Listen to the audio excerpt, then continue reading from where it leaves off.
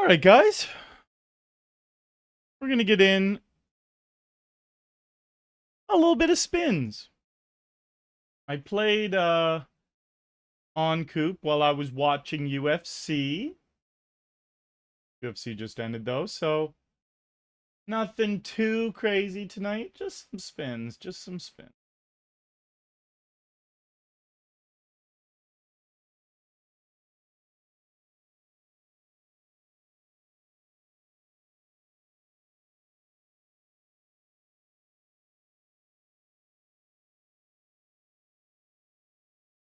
Oh.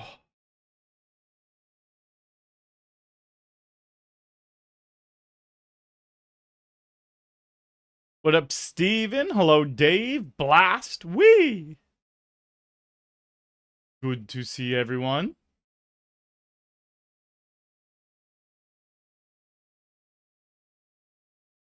Dave, yeah, I was just watching the UFC.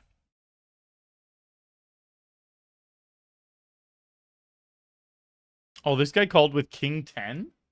Call now. Ah, what a guy. He's trying to close it out quick, but he ain't gonna.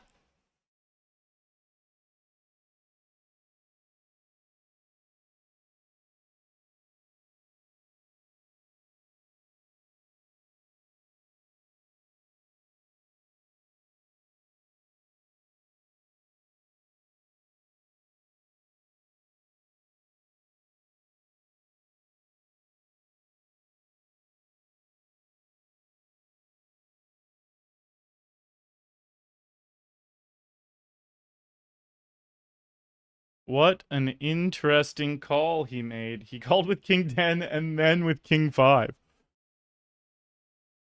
Wild stuff. Wild stuff. Really easy to play against when he 4X's it. He, watch. If he does it now, we just get to jam and he'll call with a stupid hand. Because he's 4Xing it with hands like King 5 offsuit, which we just saw. Nice. No ace and we win it. No diamond. No 5. Easy. Easy win. When people... Very easy win when people are calling off with trash. The thing is, you just have to hold. I'm not always going to hold. We see me get it in good and lose a bunch. But you know what? After the very first spin, we are in profit. In profit after spin number 1. Perfect. Nice, Dave. That's awesome. That's awesome. I made maybe 200 or 300 in MTTs. Nothing crazy, but always nice to be profitable.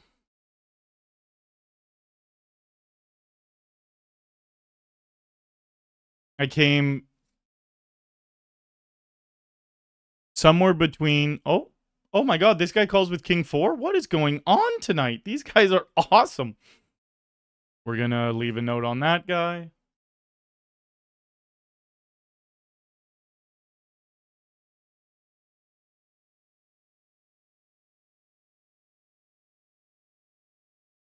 I came in 10th, 11th, or 12th in the $100 championship event tonight. $7 grand for first. I came in like 11th or something for 500.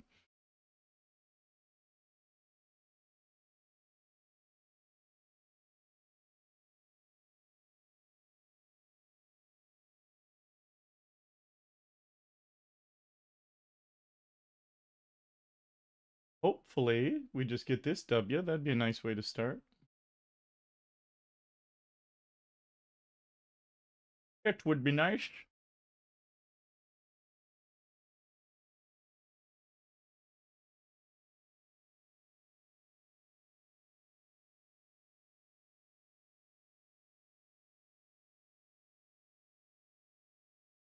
Steven! No, I've been streaming until 3 or 4 most of my sessions lately. So just popping on for a few hours of spins after the UFC. I've been going to bed at like 6, 7 a.m. a lot well, like that's just what time I go to bed the last few months.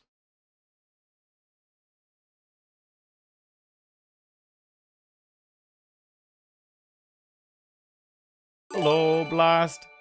We gifting a sub to Steven. Thank you, thank you.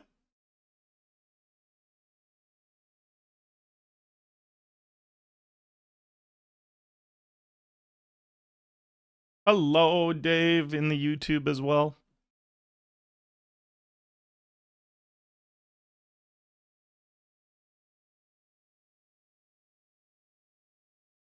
Top pair with my queen, 9 kicker.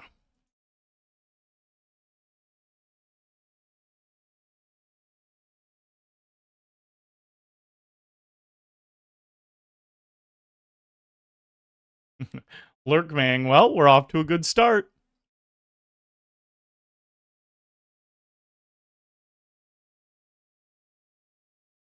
I feel pretty good about my hand. Nice, nice. Almost have a 3-1 lead now. Last session, we won 6 spins in a row. Thank you, Zactally.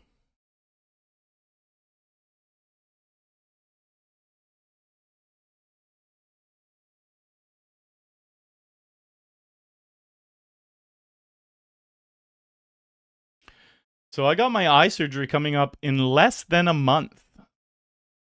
Surgery for my double vision.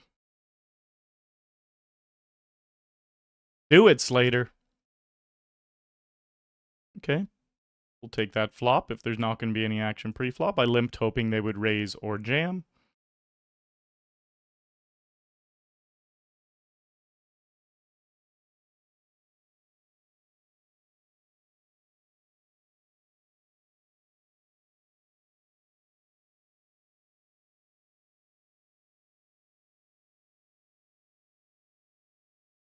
Yeah, they definitely are, Dave. They definitely are.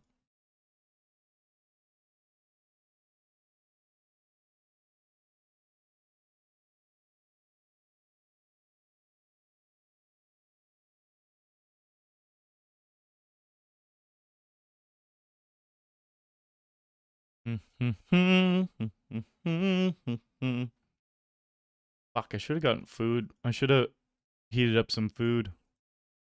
I do have some food made. Might grab in the next half hour.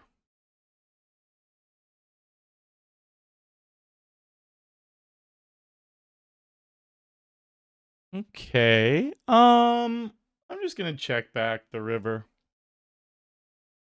We're gonna get paid by a 7 sometimes, but we're obviously chopping with all the other 8s. And they could have a 3 as well. They might even just fold the 7 if I bet.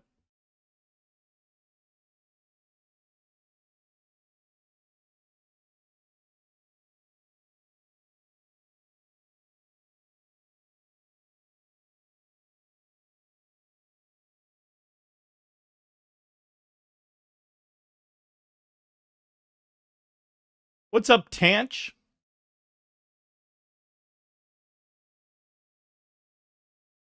Yeah, Dave, it took me a bit to switch my brain from calling it on coop to just coop. I still call it on coop sometimes. Wow. Let's get lucky with a 4, a 5, or an ace. Almost even stack now. Yeah, Marab. Doing work. O'Malley didn't stand a chance. He literally did nothing the whole fight, which is crazy. Hello, Cameron. Oh, I need to grab my water in the other room.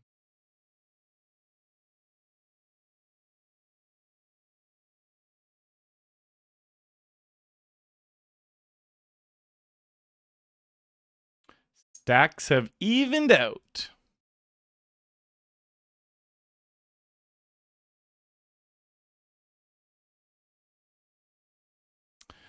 Okay, we're open-ended here. Yeah, Cameron, it was, he really just didn't go for it. He was a little tentative with, being worried about Marab taking him down, and Marab did just that the whole fight. All right. Well, we have the second, well, we had the second nuts on the turn. Now full houses and stuff beat us, but we win. 2 for 2. Let me grab my water. Let me grab my water. It'll literally be 30 seconds.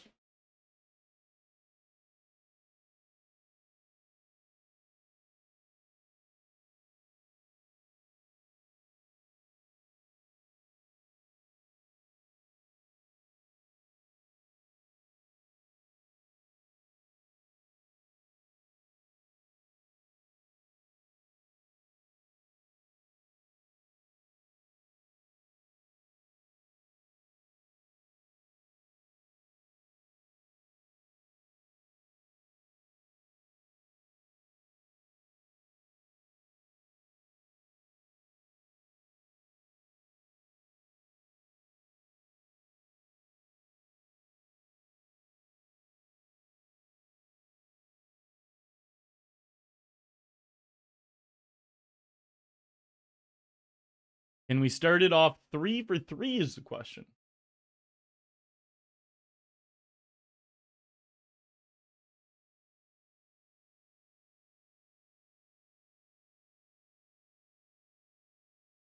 Three for 3 is the question.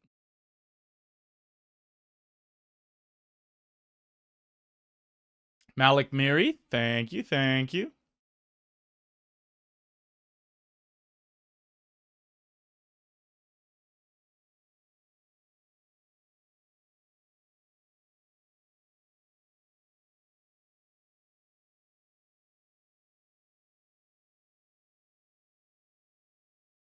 Nice, I jumped in a $50 one and it actually ran. Okay. That's sweet.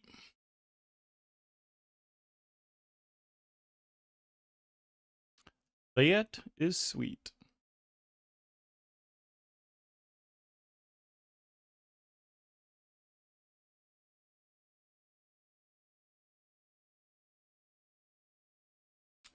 Going for 150 in this one.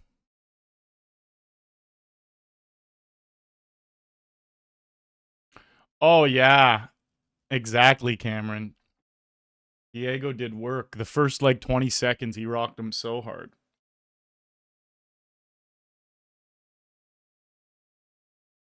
Queen 4 offsuit plays really bad multi-way out of position. So, although you're getting a really good price, it's still not good enough to defend. Especially when there's not even antes in there, too.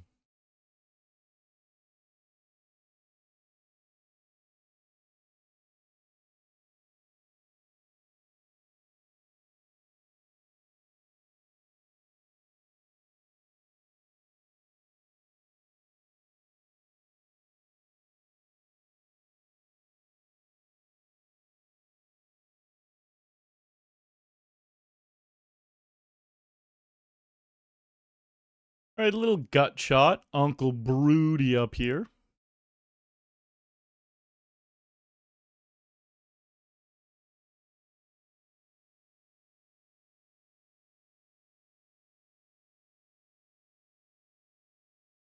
That's the turn we wanted. Dave, it just depends how the surgery goes. Just depends how the surgery goes. It's my third attempt at this eye surgery, and I've had some complications after surgery in the past, so playing it by ear, playing it by ear. Same thing with King 3 off that I just said about Queen 4. Suited, we could defend. We could even 3-bet sometimes. Offsuit, just let her go.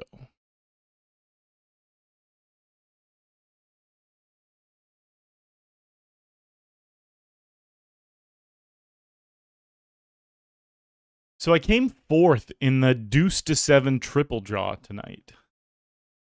I had to load up Daniel Negreanu's 20-minute video on how to play, and I watched that this afternoon because I actually just didn't even know the rules.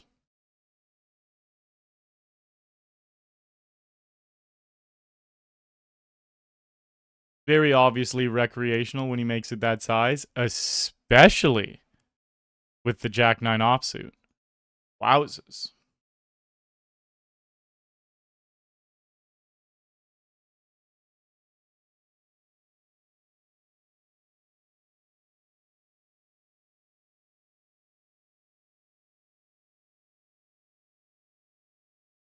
Easy all in.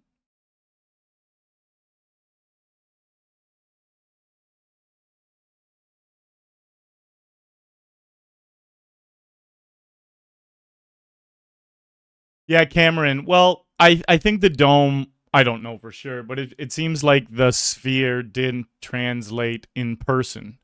I mean, on TV. But in person, it could have been pretty. It did look pretty sick if you were there.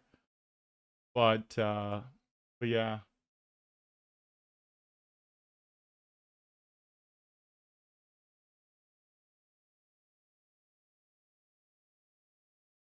Teletubbies says, why only $25 spins? Because these are the ones that run. The other ones don't run that much. But we did pop in a $50 one and it started, so that's good.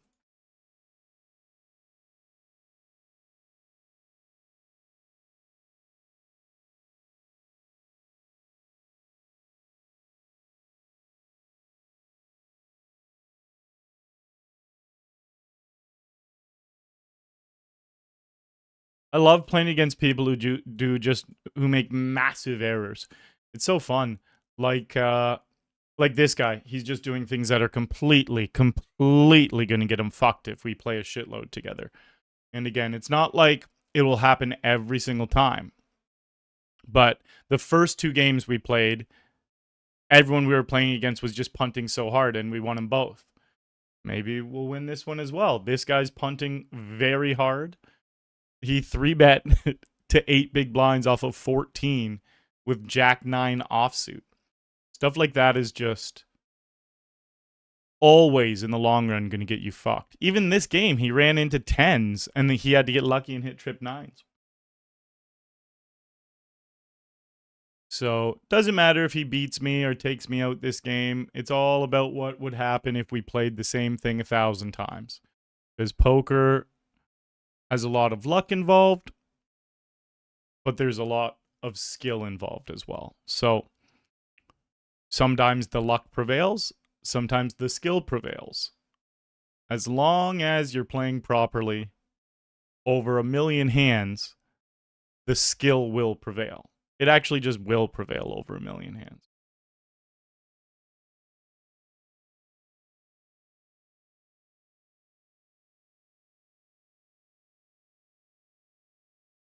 Stem cell. That's a rough night for you, bud. That is a rough night.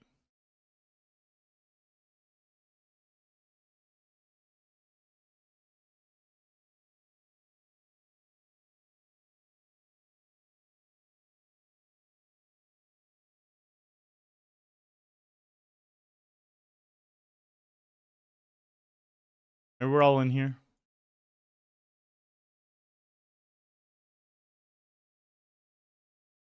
Nine big blinds. Easy jam from the baton.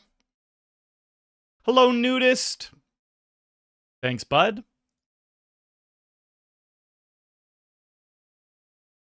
And then they overbet jam. Hey, and the 25 is starting as well. Let's see if we can get a good spin. 75. Nice. And these are the two guys we played earlier. Both of them punted hard. No, Nate Dogg punted hard. Slater was the one that we beat heads up. It was the guy before him that punted really hard. So this guy punted hard the first game. There was me, Slater, and someone else in the second game. The other guy punted really hard. And then I beat Slater heads up.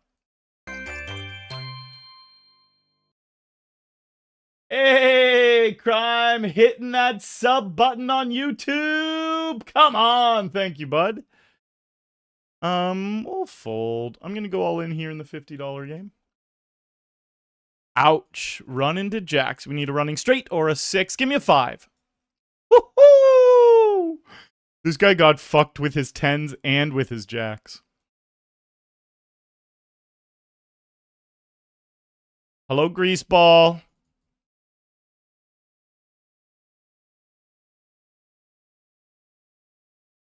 Oh, that's a great river. Not only does he give me trips, but if this guy had an 8 or a 4 or something like that, gonna make his hand feel stronger.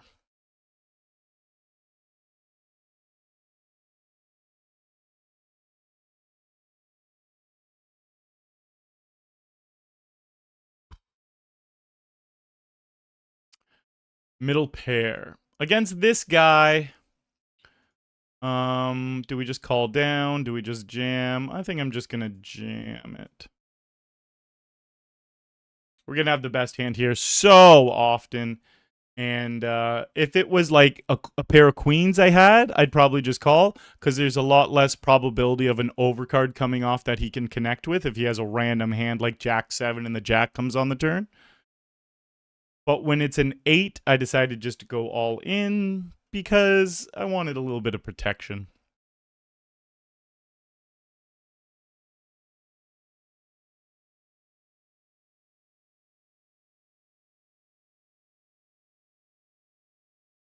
All right, no 6. We're going to chop here a good chunk. That flop is heavily favored to me because there was 2 undercards to my 7, to my 8.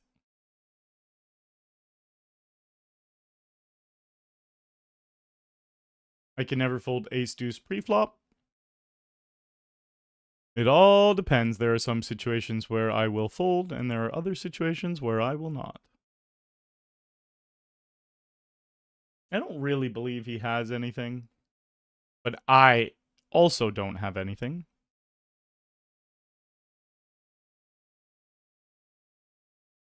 And we end it right here. Roman, Jan, no queen, no jack. Fuck! Now he's got the chip lead. No, he doesn't. We win 150 bucks. 3 for 3, and we are heads up down here. This guy's got a 2-1 chip lead on me. But that was a nice 150 to take down. Open-ended straight and flush draw. Great start to these spins, though. Just like yesterday, we won 275. We won 6 spins in a row. Fuck, I put it on the wrong.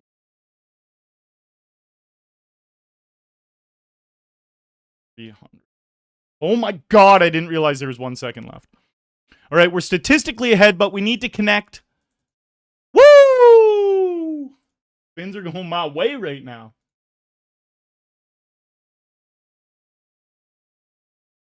Let me jump in another 25 as well.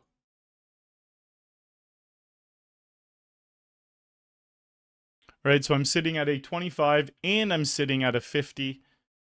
So I'm going to add 75 to the buy-ins.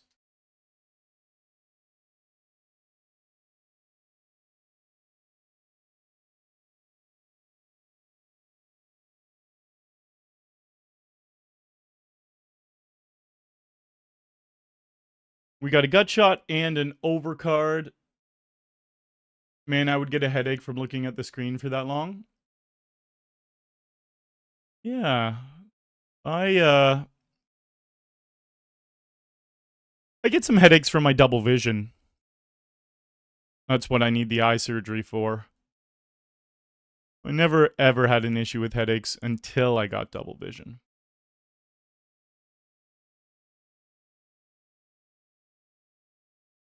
Just fold. There's so many busted draws here. And there's an ace on the river. Just in case he was just betting a 4 or maybe an 8. Nice. That's so sick he folded. How are you doing tonight? Nudist. Clothes are overrated.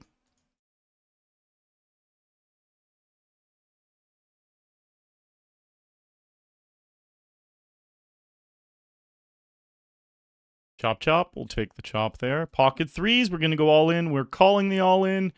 Oh, that's sad. Pair the board twice. We even hit the 3, but he hit a straight.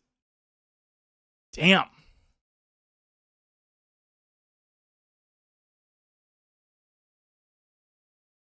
It'd be cool if we hit a big spin. Oh, here's the $25 one. Let's see what we spin on it. 75.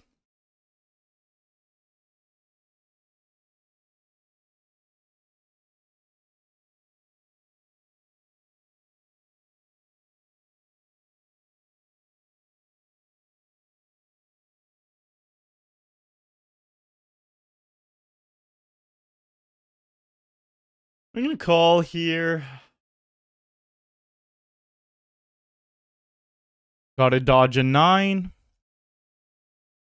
Come on. Great start. That was against this guy. He sat down at the other game as well. 2 overs and a gut shot. We're c-betting. Well, it's not even a c-bet. We limped pre-flop. Oh, him jamming's punishing.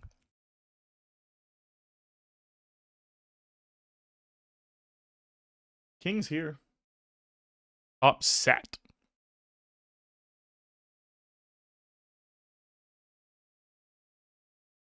How do you get the stats under the player? It's called Poker... Oh, I thought I still had 7s over here. It's called Poker Tracker 4, Kuman.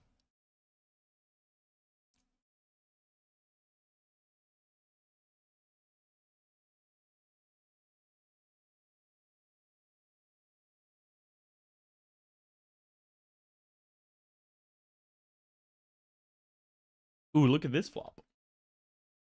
They bet I will raise. Fuck. Oh, nice. The 50 started as well. And it's 2 recreationals. Give me a big one. 150. Oh. Oh, yeah, I am showing the right screen. That's the, At least it wasn't 100. Ooh, that's a great river. I'm going to go for the check raise. Fucker.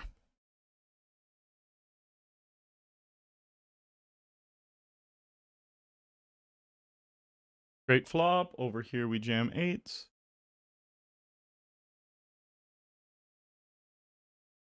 Nice. I'm just gonna call. No queen. No jack, no 10. Beautifully clean turn. And if he jams, we have a very easy call. We actually want to see him jam, because we're going to be beating almost everything he has. And I'm going to bet 5 here.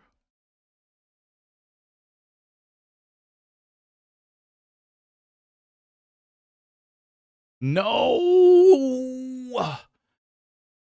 The worst part about it is him checking the turn was weird. And he checked it because he hit 2 pair. That sucks. We got 3 games going right now.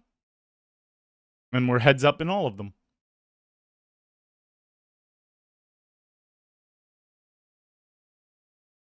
I'm going to stay super zoned in and focused. Let's win them all. We're going to jam.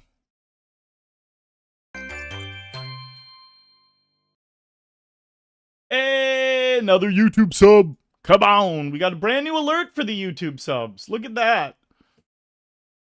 Cartoon Arlie doing a front flip.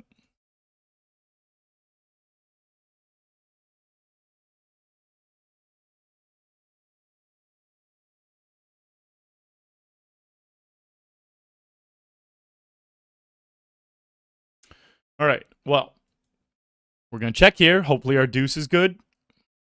It is. We're going to check here. And we're going to bet up here.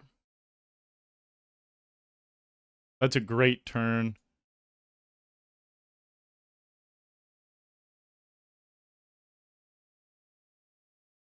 And 3-betting queens. Nice flop. We're going to go all in here. Let me go full screen for a second. We're flipping. All right. No 9. No 9 on the river. Woo!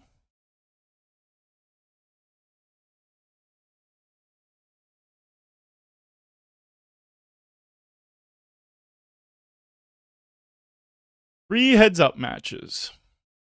We're going to jam this king.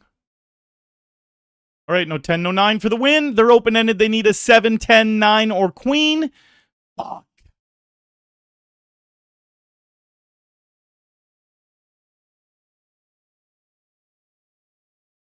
Or open-ended. Ace or 6. Oh, baby, that is sexy stuff. I hope they bet. I hope they have a 9.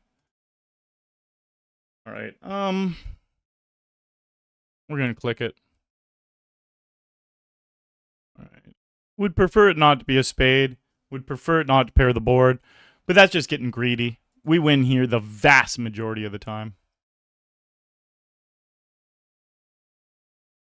Fuck, we lost to a kicker there.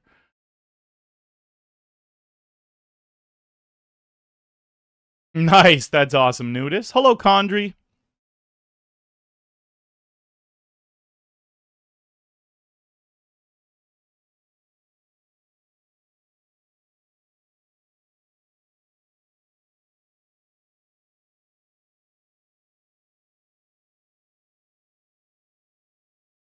Come on, Jamer.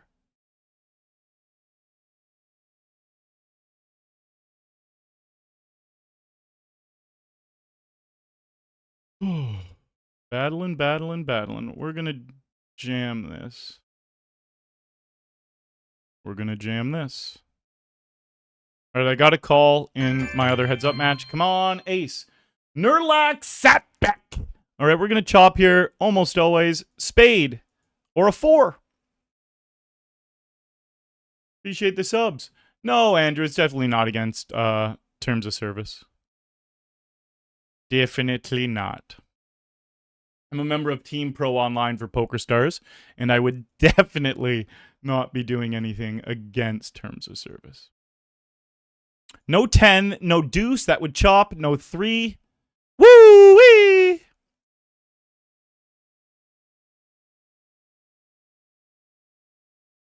This one we're getting short, both of us. Like, blinds are just going up.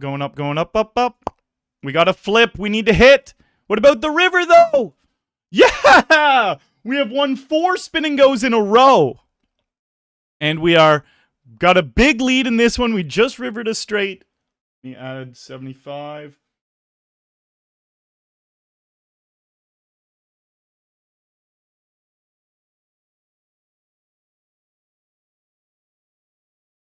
King 9, definitely going with this. 9-7, I'll limp on in.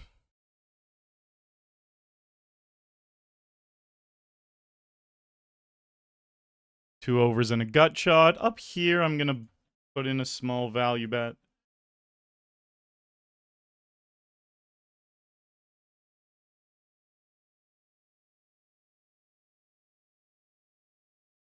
I'm going to call.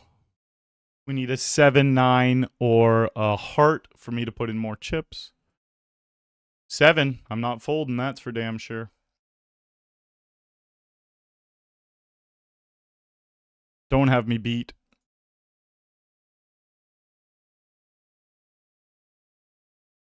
All right, all in here with ace-8. I'm just going to jam ace-3. I'm going to jam here. They hit. Okay, they win that hand. Fuck, what a bad hand to run into. All right, we need a queen, an ace, chop, chop. Woo, what a good chop. That is great. We're running pretty good in these spins right now. I hope they bet. I probably should have just let out.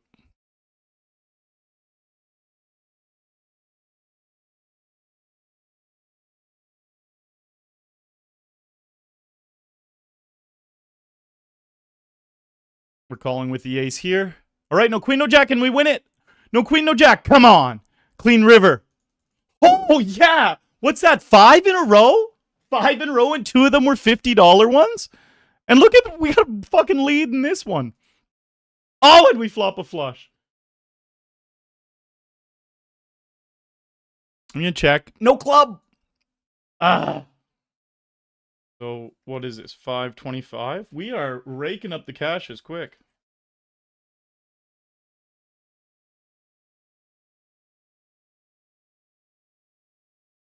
All right, I bought into another 50 and another 25. We're just waiting for them to start.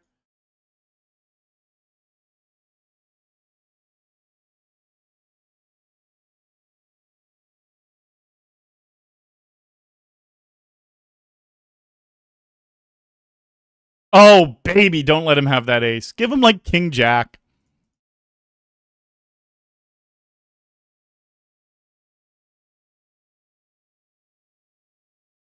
Six in a row. Nice. The other one's starting. Perfect timing. $600. So we have been streaming. Let's see. I have been live right now. We had for 36 minutes because I had my countdown was almost 20 minutes today because we were watching the Sean O'Malley Marab fight. And I threw on my stream after the first round, thinking it might not go the distance. Then I could just pop right on. Went the whole way. Had to bump back the countdown a little bit. So anyways, we've been live 36 minutes. Not live. I've been behind camera 36 minutes playing spins. And we are up 325. Plus we have these two games. This $50 one and this $25 one. So technically we're up 400 if you don't include these games. Because like I can still win from these games. 6 in a row, guys. We haven't lost one yet. 6 in a row. I'm going to jump into another one of these 25s, actually. Fuck it, we played 3 heads-up matches at the same time and won them all. That's hilarious. It's funny how swingy spins are, though. Like, I can win 6 in a row. I can lose fucking 8 in a row. Like, a lot harder to win 6 in a row than lose 8 in a row because I've come first out of 3 to win them all, where obviously losing, you have to lose to one of the 2 other people.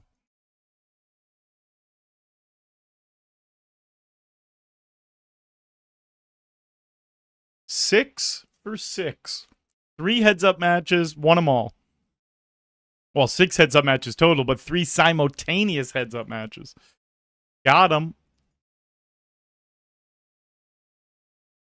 This was the guy from the first game. Or the second game. It was the first or second game when he called all in.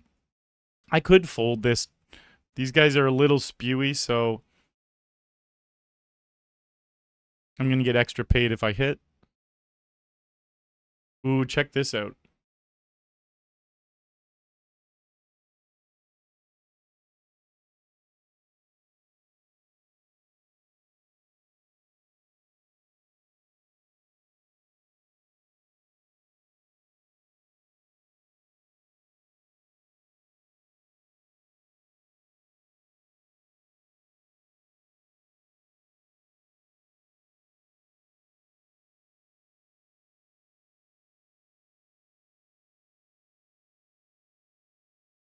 Should have just raised that. I was thinking of something else.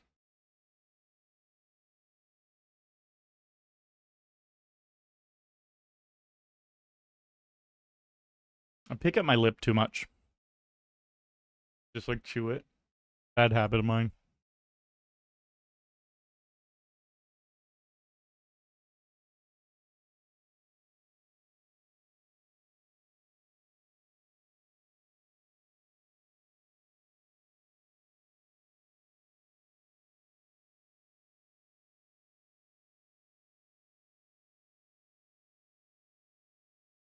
Yo, what's up, Viltson?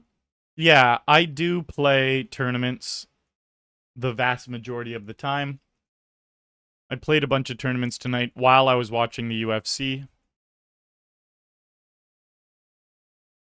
And then I do dabble with some spin and goes as well, because sometimes I just win 6 in a row.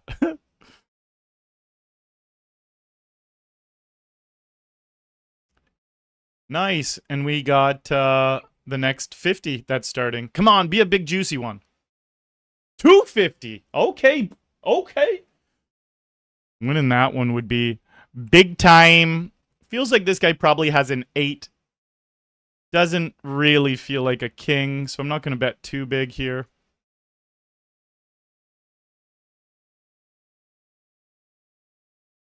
Yeah, these spins are going awfully well, Dave. But that's why it's so funny, because again, I can just lose 8 in a row, and it's like that. I feel like shit, and it's so frustrating. I'm like, fuck, when I lose 8 in a row, which is rare, but I have done it before. And then boom. I don't know what the most in a row I've won. It could be 6. 7 in a row seems wild, but we're trying.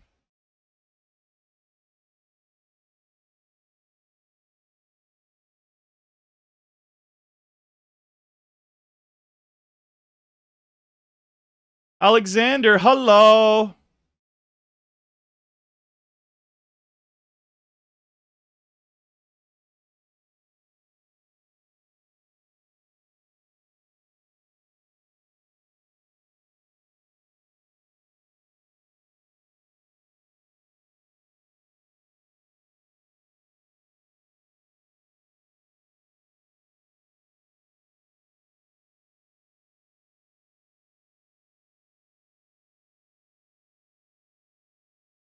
Spades. Here we got a pair and an open-ender. We're going to call off. Right, we're about 50-50. Damn it. And this was a bad run out. We're not going to win this hand either. Oh! Or we are. I'm going to jam the king 10. We know this guy calls off with trash.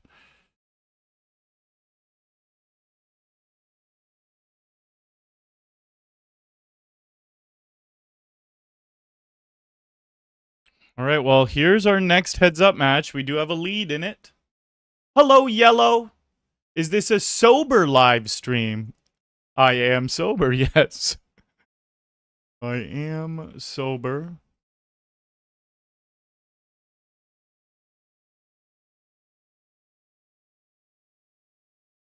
Cool penguins. Ooh, look at this. Come on, stay in this third age. All right, it's a could be a concerning turn, but we're not going to slow down. Just have one jack, not the actual straight. Hold, hold, hold, hold, hold. Woo! That's big in the 250 one. All right, no! Pair the board twice. No!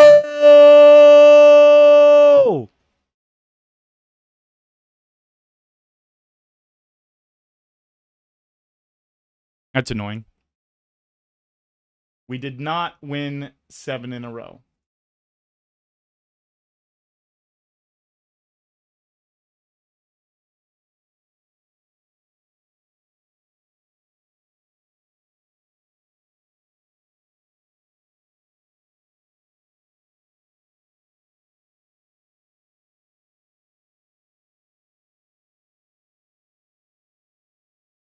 Nice.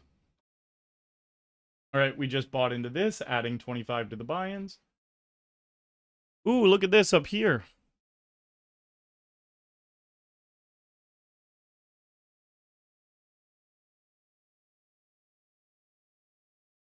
Hold, no ace or king. Come on for the win. Woo-wee! So we're 7 of 8. We've won 7 of 8.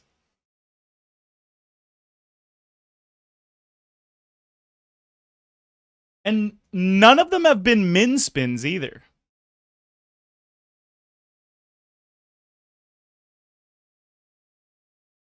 This 250 would be very nice to pick up.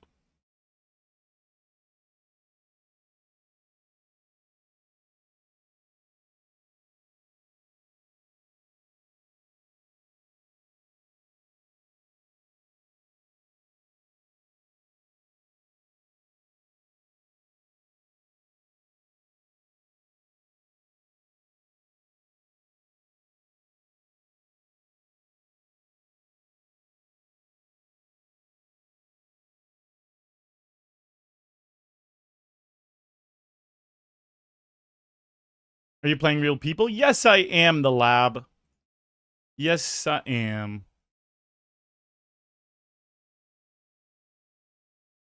What's a sober stream? All right, let's end it with 9s for 250. No. We can jam king.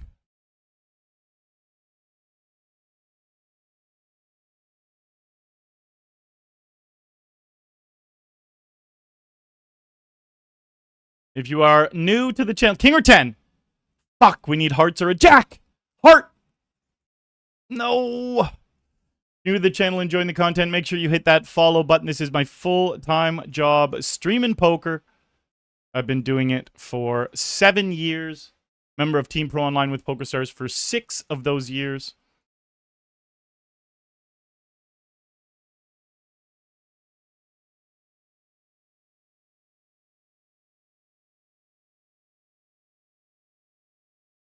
And we have just won 7 of the last 8 spin and goes.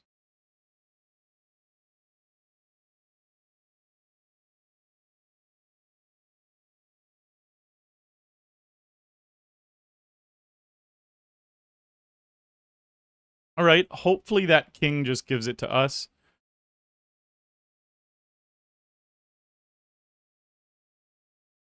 Yeah, I'll call 2. I don't like that the bottom end came in and the top end.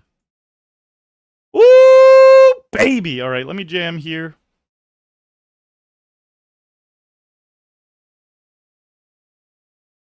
This is this nutbag, though. We know he does nutbag things. He has kings, though. We got to get a little lucky, right? Where's the 9?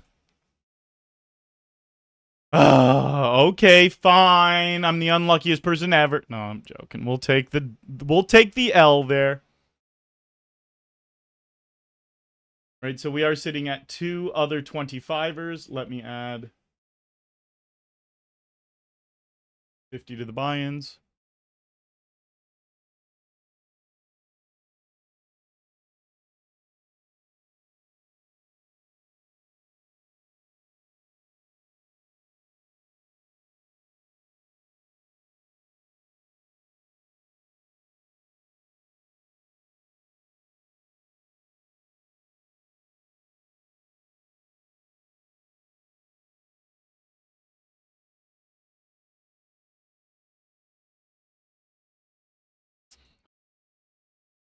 I can call here, but this guy lets me run him over, and he doesn't jam on me much. So it's going to make me fold because we're getting aces the next hand. No! I'd call this, though. It's suited. Nice. See, we'd rather this, though. Him limp, me jam, him fold. He trapped me! No ace, no queen. For 200... God damn it. Let's see what this is. A 50. First time it was only double.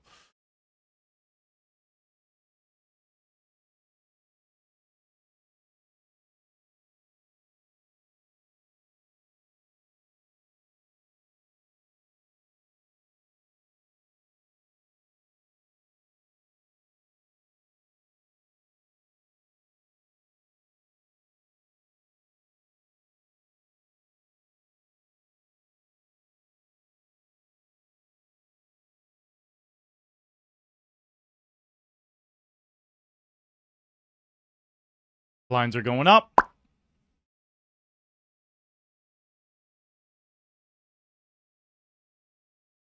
Hello, I'm Canadian. Good to see ya.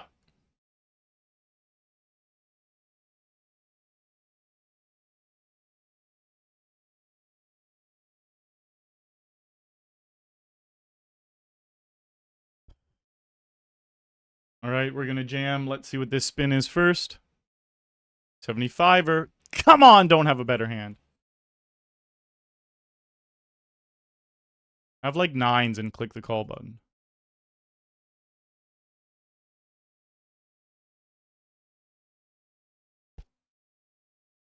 All right, we're all in here.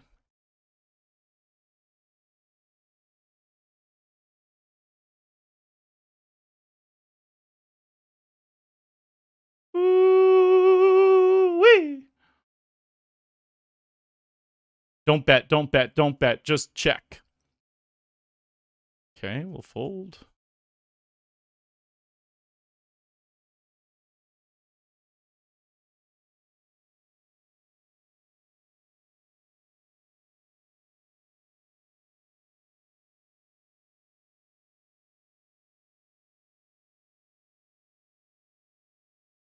Ugh.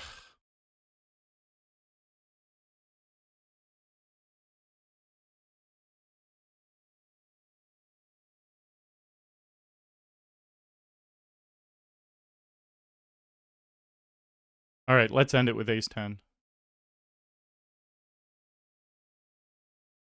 Trap me with ace-9. King deuce suited, easy jam for 9. Jack 3 suited.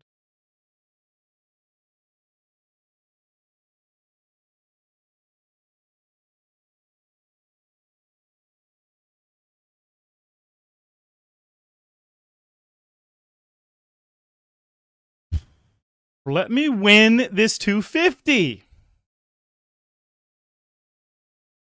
All right, let's end it with ace-jack. Come on. Trap me with ace-10. Fuck! Hold, no queen for 250. Come on, we are fucking doing work right now. Literally and figuratively. That puts us up to 8, 9, 25. Oh, we'll call here. Damn, they had trips though. Oh, what a bad turn. We're double gutted here. We need a 7 or a jack.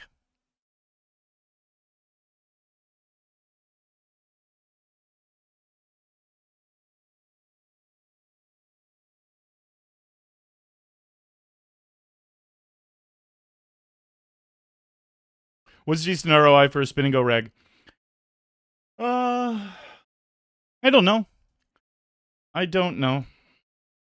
All I know is I crush spin and goes when I play them, but I haven't calculated my ROI or anything.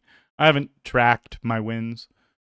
I just I feel it in my bones because sometimes we win 6 in a row or 7 of 8.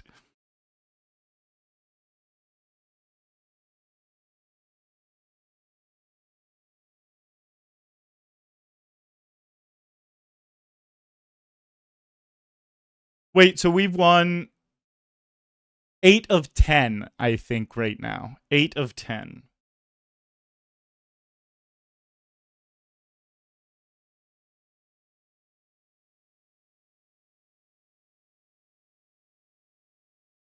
All right. Let's hope they just have a 9.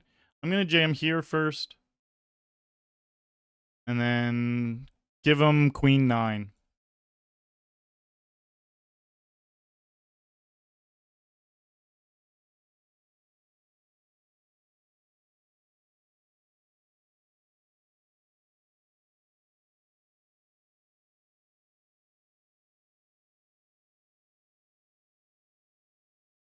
Let's end it with 2 jacks. Instead, we get walked. All in with 5s. Thank you, cool hand man. Damn, that's a bad flop. We got a 1-outer. No, now it's a 2-outer.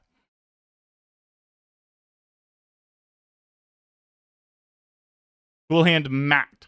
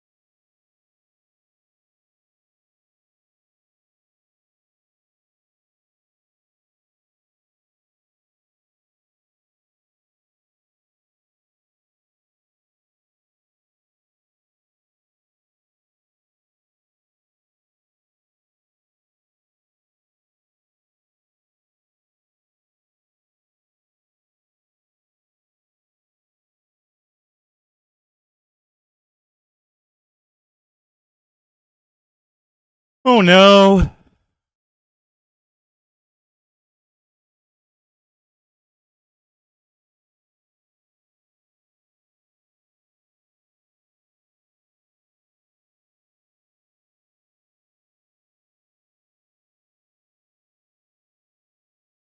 We got him, Raffo.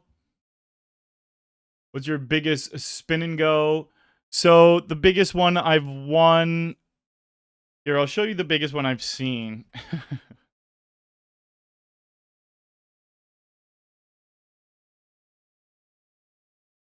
I'll add the command into YouTube, actually.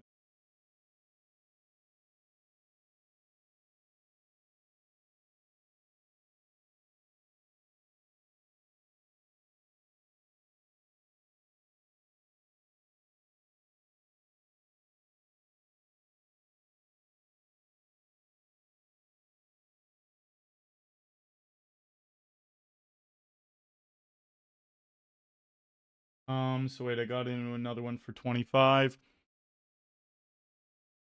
And another one for 50. Neither of them have started. Oh, this one just started. Let me add 75 to the buy-ins.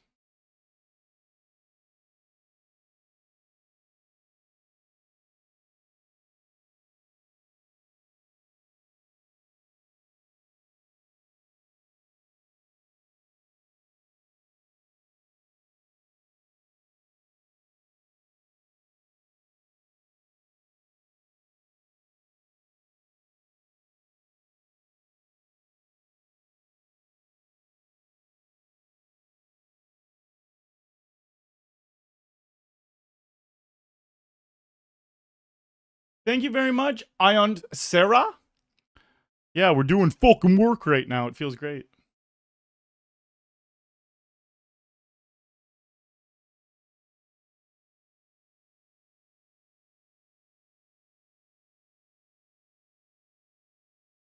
Chop chop.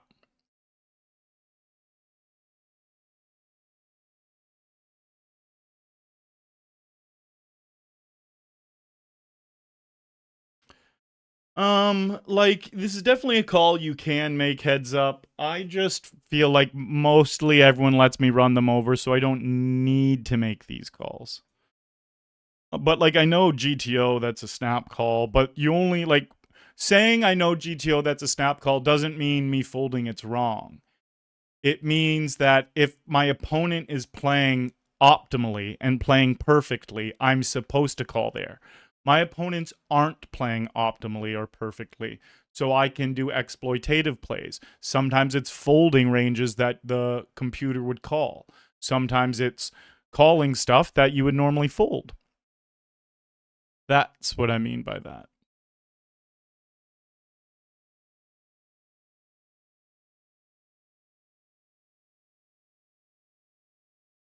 Bad turn there. Hello, phony halfling.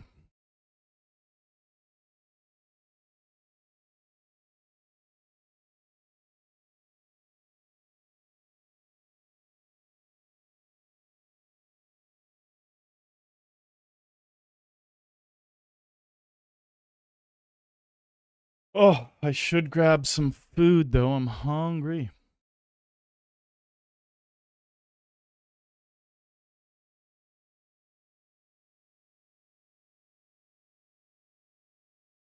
We're going to jam the queen for 9. We're definitely calling this if he jams. I will jam if he limps.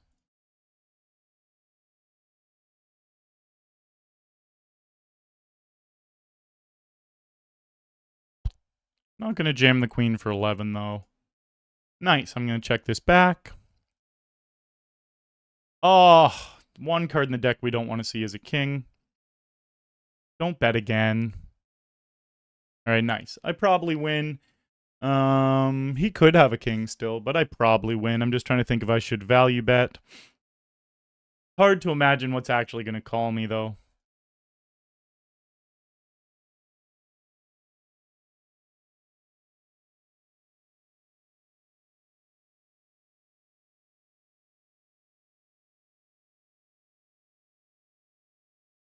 Oh, the next 50 is starting.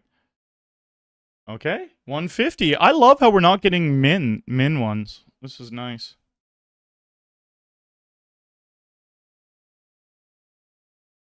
Ah, what a bad river.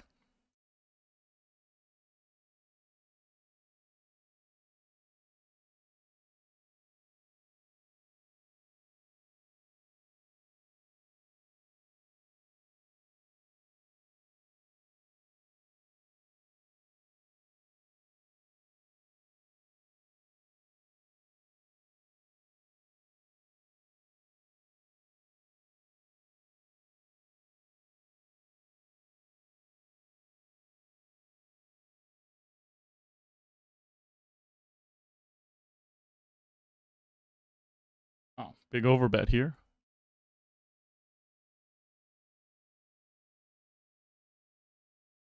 I'm going to jam on this psycho.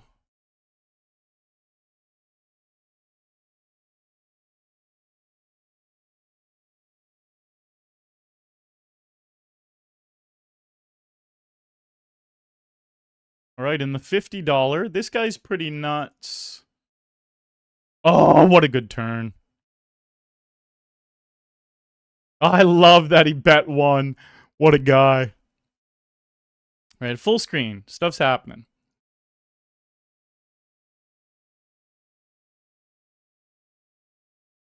All right, feel pretty good here. Hopefully they didn't have something like ace-5 of spades. They had king-deuce of spades, so we chop. The spade did not come in, but the ace came in. That's why I was saying, obviously, I hope he didn't have ace-5 of spades.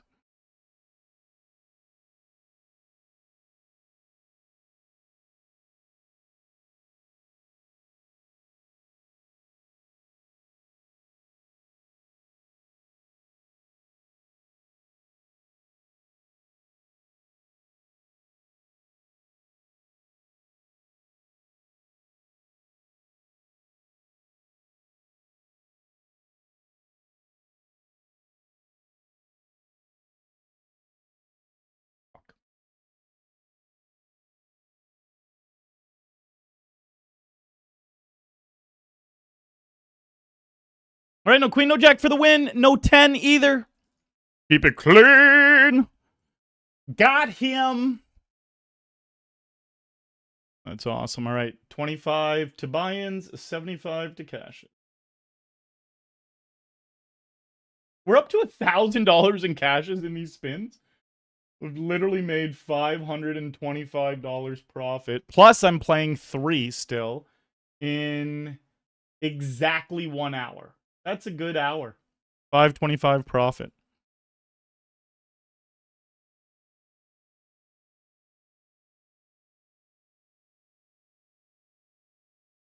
This fucking guy. I just don't feel like I'm losing. I don't want him to bet over pot. Anything over 7 and I start getting a little worried. Okay, nice. Joseph FR with the YouTube sub and the YouTube and sub. Thank you, buddy. Jamaican me sing over here. What's the largest spin and go you won? I have won 100x. Oh, tonight it's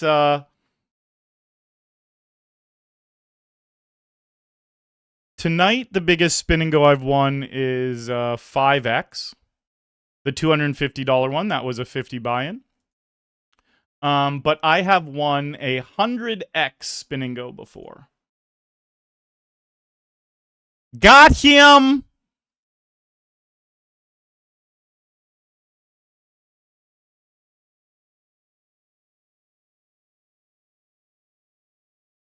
Hoi Hoing Hung says, shut up and play! Thanks for your contribution, buddy! Alright, no!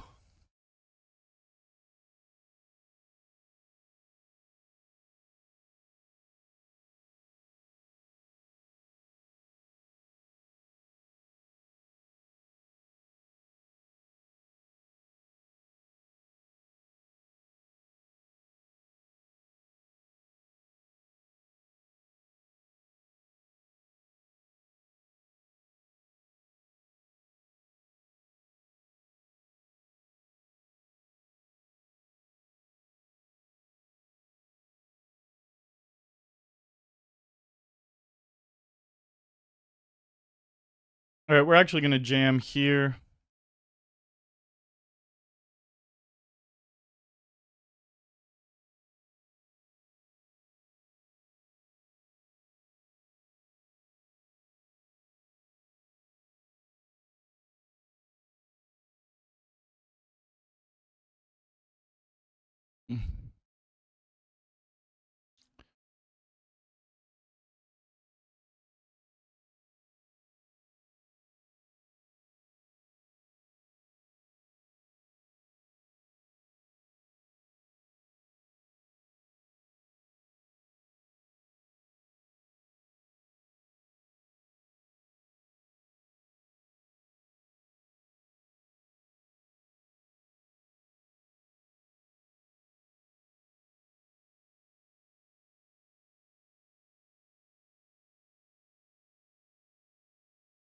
Right,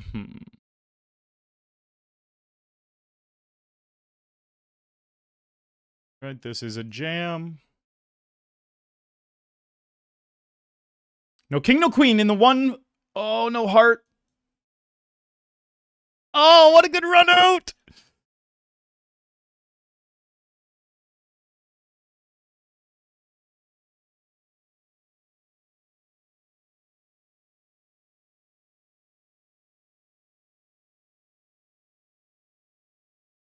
All right, let's end it against big shades. No king, no 7. Come on. Hold. We have won all 3 of the $50 ones we played. It's great stuff.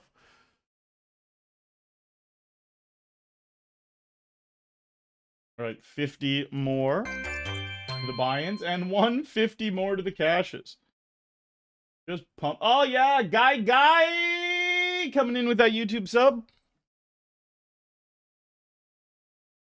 All right. Oh, so this one's only a hundy. That's the first time we didn't get a good one in the 50s. Queens here. Bo, woo. Great flop. I should have only bet 1. He had 5 blinds. I shouldn't have bet 2 there. Need to pay more attention. Have I seen you in some PokerStars broadcast stream before? Andy loves poker. Yes, I am a member of Team Pro with PokerStars, and I have done some commentary on their main channel. I've done commentary with a bunch of the guys there, with Nick Walsh, with Joe, with James. So that would be where you've seen.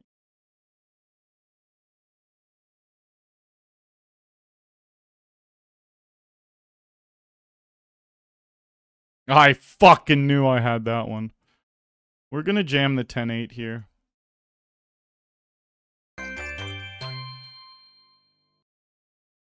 Bilbo!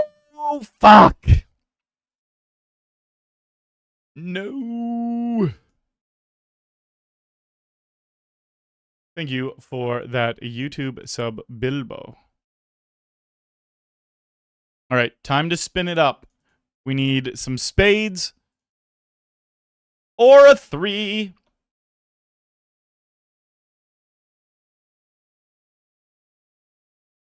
All right, no 6. No diamond. Come on. Oh, look at this up here. No diamond. All right. Got to make him pay if he's got a draw. Ace king. Beautiful flop. Oh, but that's not a good turn and river, is it?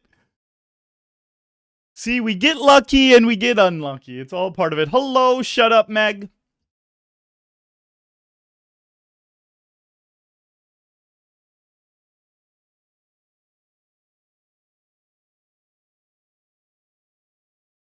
I got into another one for 25.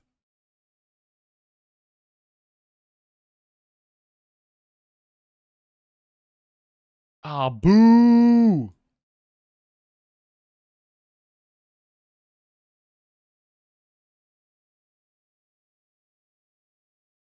Okay. I hope we chop. Both playing the board. They could definitely have an ace. Hopefully they just have a hand like King Jack, though. Yes, I was going to say King Queen. King Jack and King Queen are the same type of hand. You know, it's just funner when I predict the exact hand properly.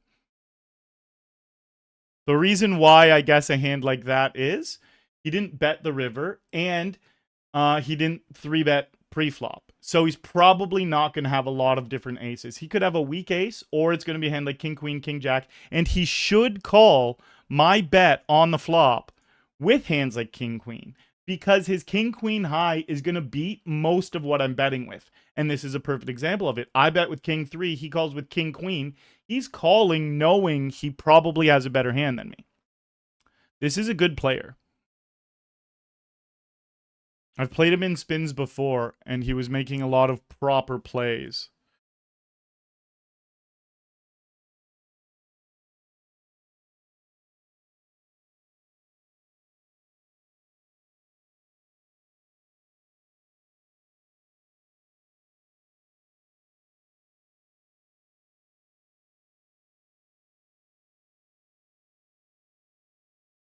Oh my God!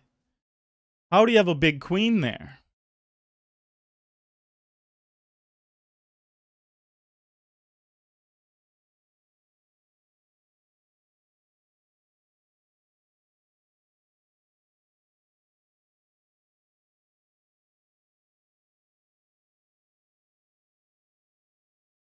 Hi from Brazil. It's 4:17 a.m. in Brazil. All right, no 10. Fair enough. It's 3:17 a.m. in Toronto, where I am.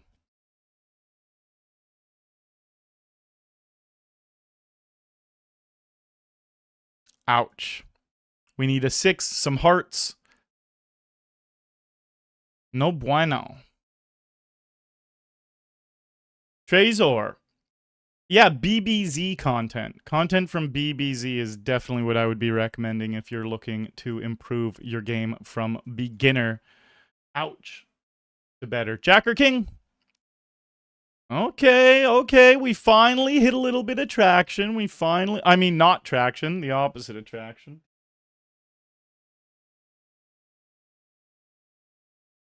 I do want to run and grab my food.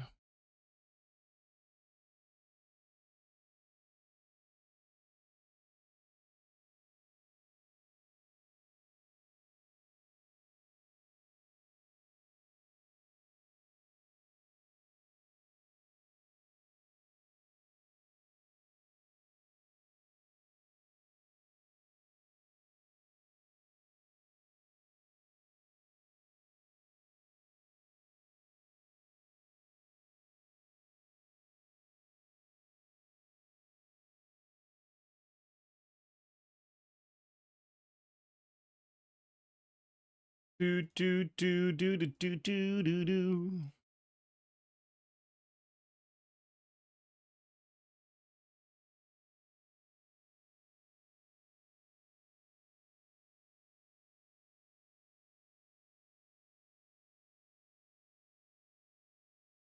Thank you. Andy loves poker.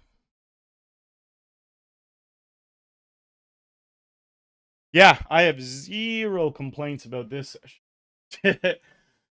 Fucking up $600 in spins after losing the last 2 or 3. What a hot start! I think we won something like 10 out of 14 or something before the last couple. It was like 10 out of 13 or 10 out of 14. Adriano Ribeiro. Thank you for that YouTube sub, bud. If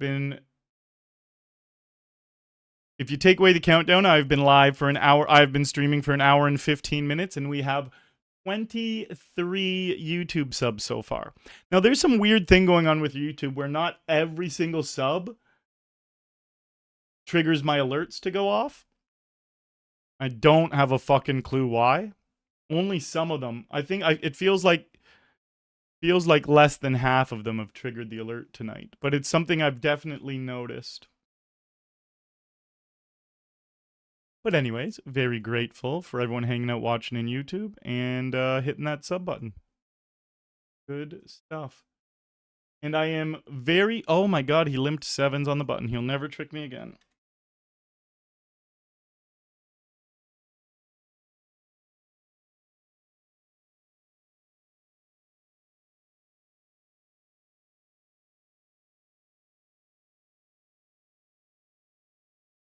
Yeah, all those regen, like that jam that I did is pretty standard stuff. But now that I know this guy limps hands he shouldn't, oh, what a bad river. Then I just won't jam over his limps anymore because I know he's got traps in there. I'll just play him post flop. Most people limp fold there, like 95 out of 100 people will limp fold that spot. That's why the jam is so profitable. But then when you see someone limp a hand like sevens, it's a massive error. So yes, he got paid that hand because I jammed. But now I'm aware of what he's doing. So I won't jam the same hands that I would jam over other people limping because this guy limp traps. So that means he's going to let me see the flop a bunch for cheap with shitty hands, which he, like, I'll have shitty hands and I'll get to see the flop. But those shitty hands can crack his good hands. He should make me pay to see the flop or steal the blinds pre-flop. But his limping does the exact opposite of that. And it only works and is an okay play. It's still not an okay play, but like it's only somewhat okay if I'm jamming a bunch of bad hands over his limps. Boom. I saw him limp one time with sevens on the button. I wrote a note on him.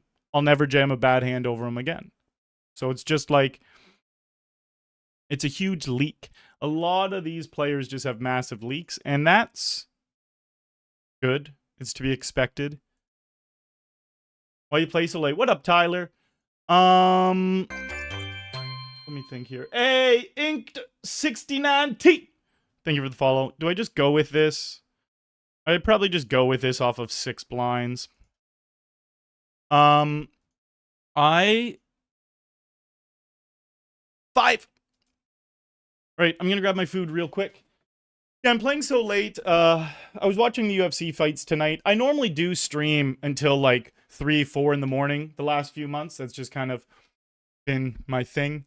There's been other times in my career where I've done this as well, where I'll stream till like 4 or 5 in the morning.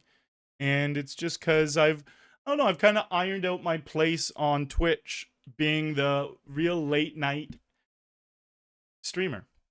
That's where a lot of the first few years of my career, I always had this time slot. Then there was other times where I moved it up earlier. Yeah, I don't know. I just kind of do it. It's my thing. All right, I'll be back very quickly.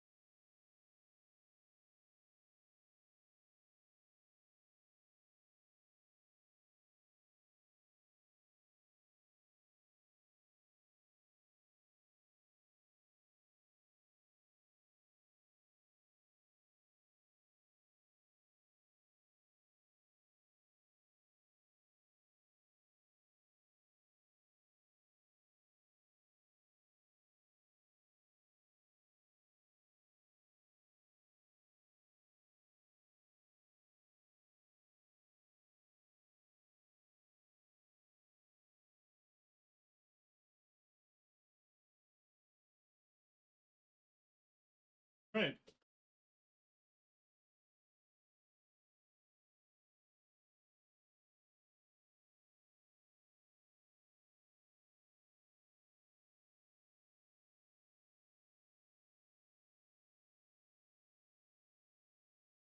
You subbed, broski? Thank you, Tyler. Greatly appreciate it, dude.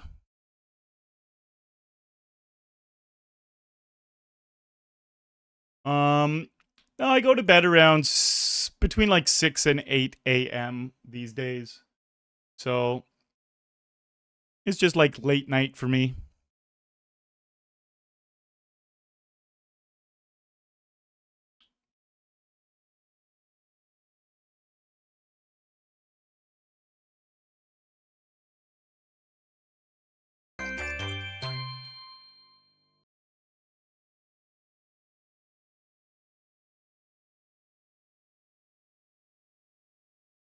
Great.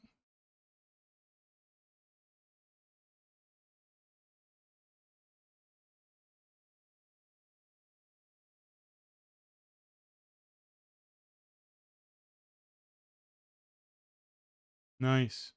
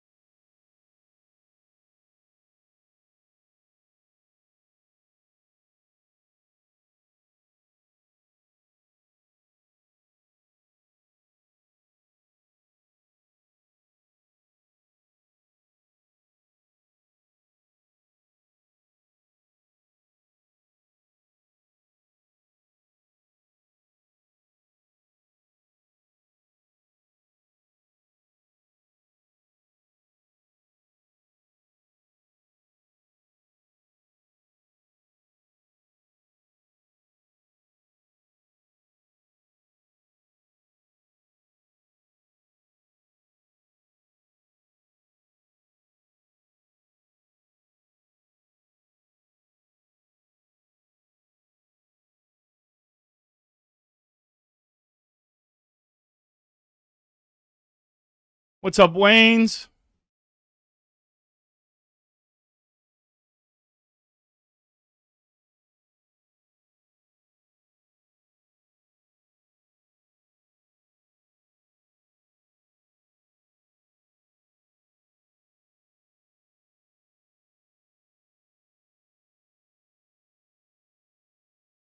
All right, I am going to triple barrel this.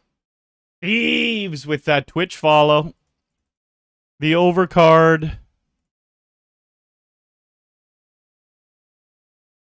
Nice. The overcard to the flop. What's up, Waynes? And we got 23058923895923895765853. Great to see you in chat as always, buddy. Bromhausen called me a donkey, and it makes my little heart so sad when a stranger makes fun of me. Oh no!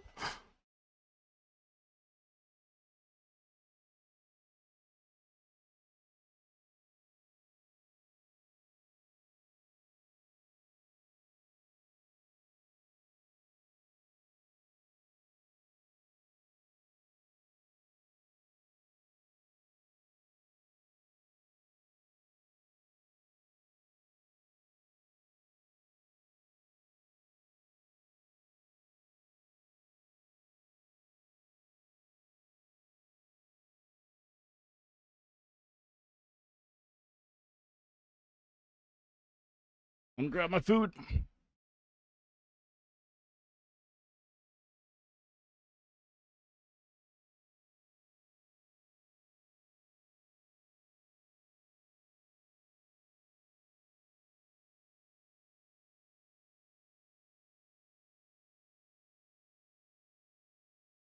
All right, if we fold this, I'm running to grab my food. We don't fold it.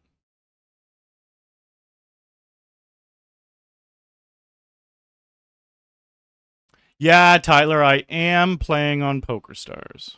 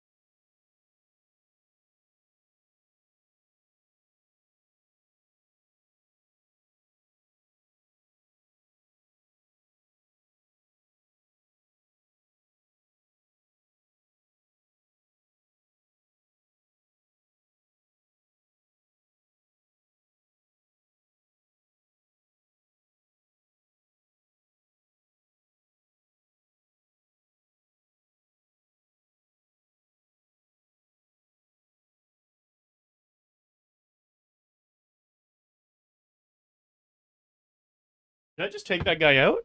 Walked with queens. Boo!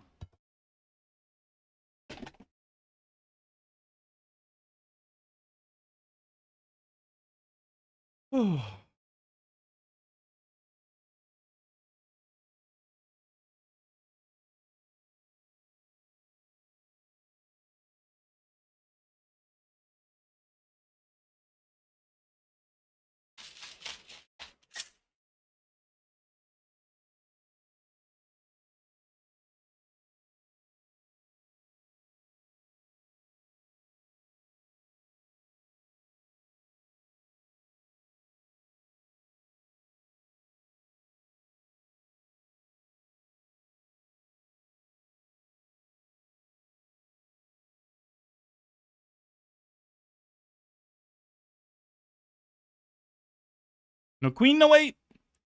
We need a kinga. Ayo.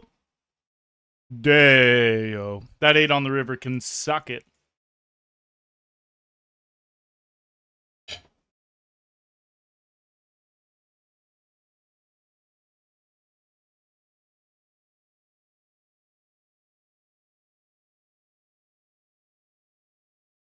In for 600. Out for 1200. Well, I shouldn't say out. We're not done yet.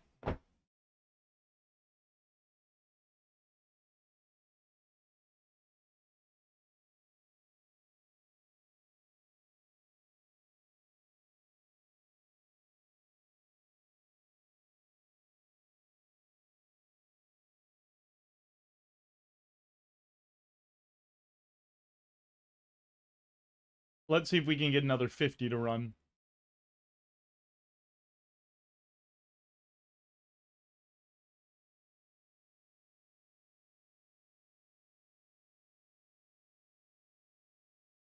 You guys ever watch the show Meat Eaters? Ayo, I buttery. Oh, I feel like I started saying this and didn't finish it. We are 16 followers away from 56,000 on Twitch. That's wild. Yeah, Steve Ranella, or I think that's his name, Steve Ranella. Is that his name? His last name.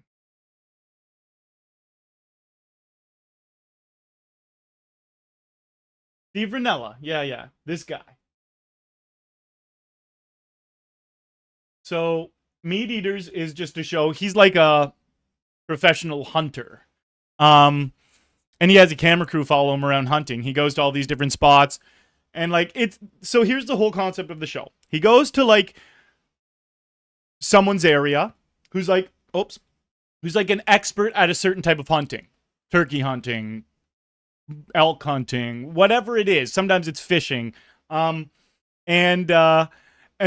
they hunt in the episode, and then the last 5-7 minutes of the episode, they spend cooking the stuff that they hunted with like some, like in the South, some like old school recipe that's been like passed down 6 generations in the family, and then like they show it on TV. I'm like, oh, that food looks so good.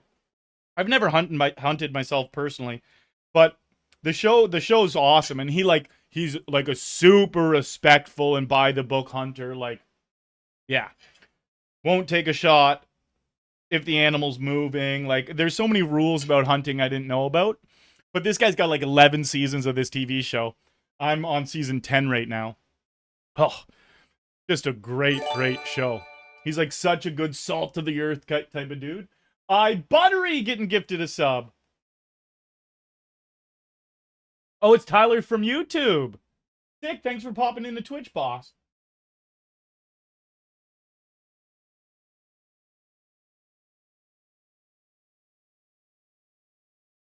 Why isn't this spin starting? It's so sad. Yeah, Buttery. I've streamed here on Twitch for 7 years, and they just within the last while allowed us to start dual streaming. So that's why I'm live on Twitch and YouTube right now. And yeah, if I could only do one place, it'd be Twitch.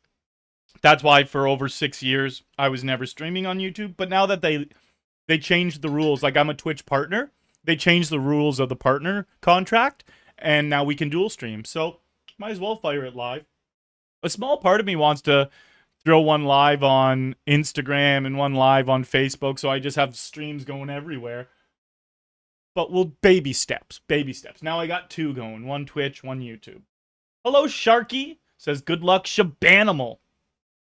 Thank you, boss.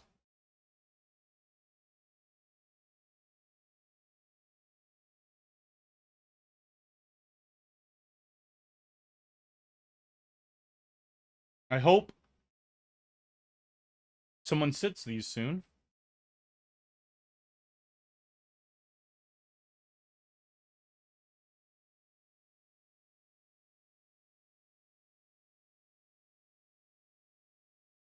Don't want to pack her in yet.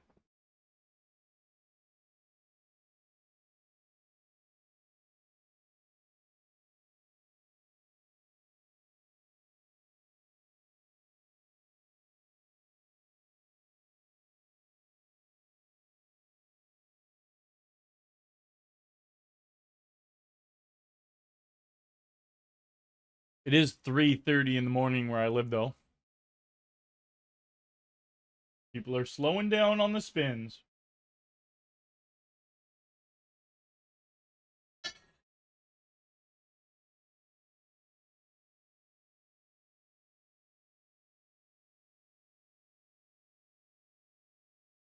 We got it. Here we go.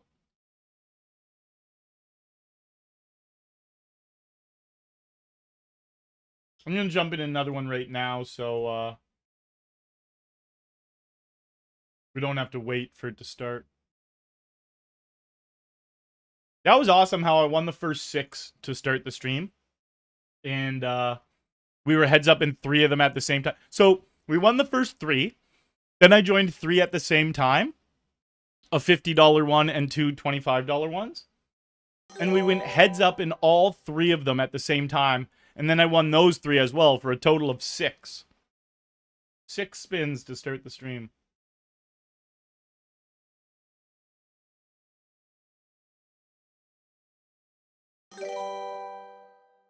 Hey, we got the Marcy with that Twitch follow.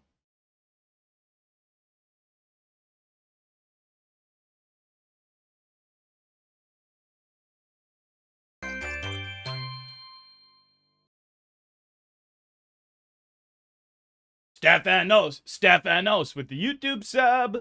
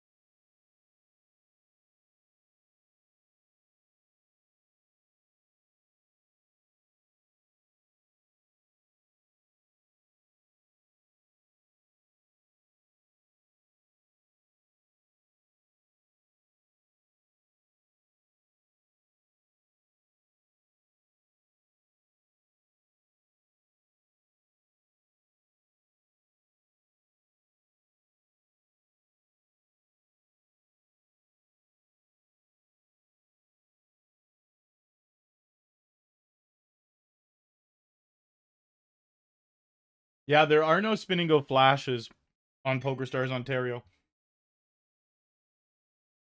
Or Spin N Go maxes. I would play so many Spin N Go max if there was.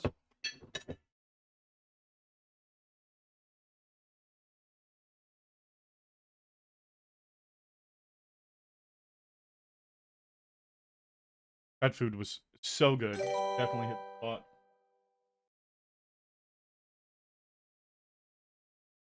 Undeniable. Thank you for the follow.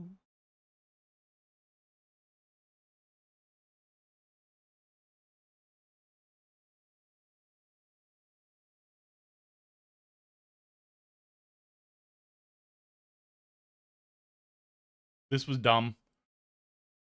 My brain went, let's value bet with king high. But, like, it was actually just dumb. I should have just checked. That's the only play so far tonight that I feel like I shouldn't have made, though. And it was just for one blind. I'm not going to beat myself up. It's funny that as soon as I said I'm not going to beat myself up, the scene from Me, Myself, and Irene when Jim Carrey, who's a split personality, beats himself up, That went through my head. Fuck, that's such a funny scene. No one can join because you took all their money. I may have scared some people off. I may have scared some people off tonight. Oh, babe.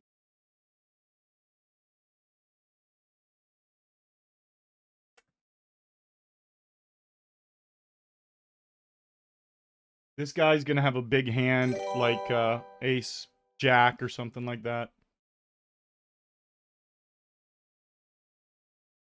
Overburn, thank you for the follow.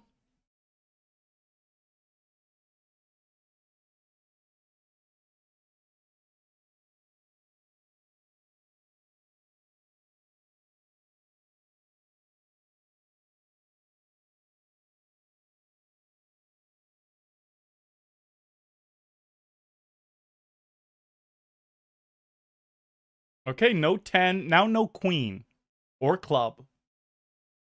Got him.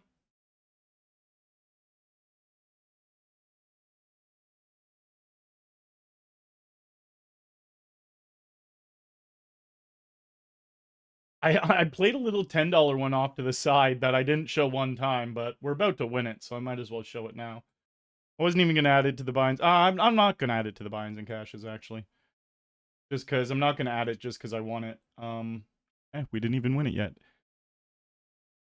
I was only going to pull this in if it started before this one did, because we were waiting so long. I was like, oh, fuck it. I'll try and get a $10 one going. Making a little comeback in it.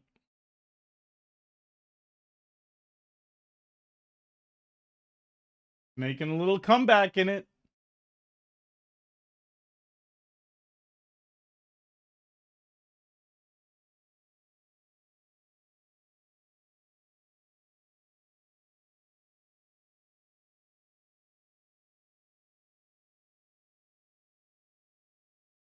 No deuce for the win. We're going to chop here the vast majority of the time. Oh, God. Look at him making a comeback. I was talking like we had already won it, and we're getting punished.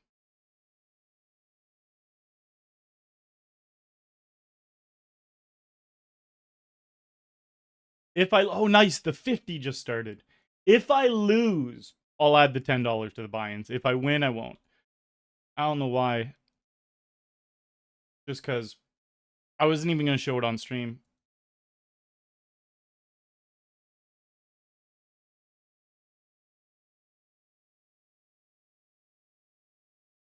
Oh my God. This guy literally came back from nothing. Queen and teed me up. No, we won it. We won it.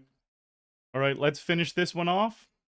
We got to win a flip. No queen, no 10, no 9. Got him. We are absolutely... Oops, that was a quick close. We are decimating people in spins tonight. That one was for 50.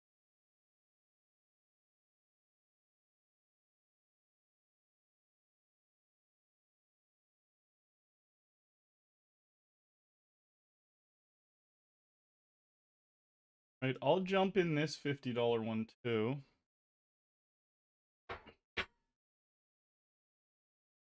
Let me buy it.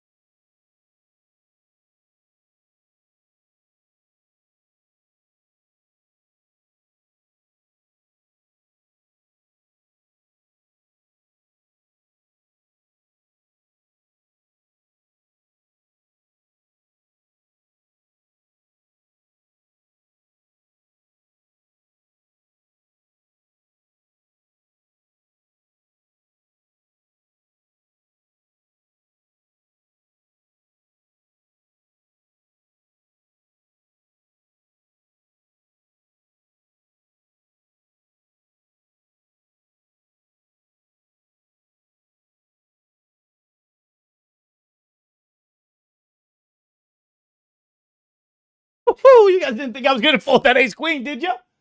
You guys didn't think I was going to fold that ace queen, did you?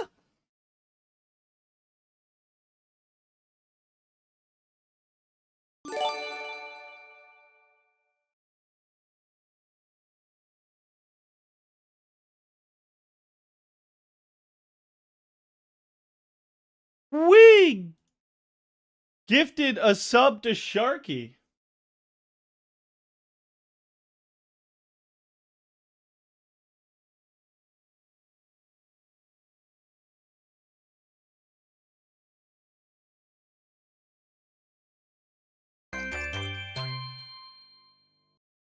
And Cabaret. Hit that sub button on YouTube.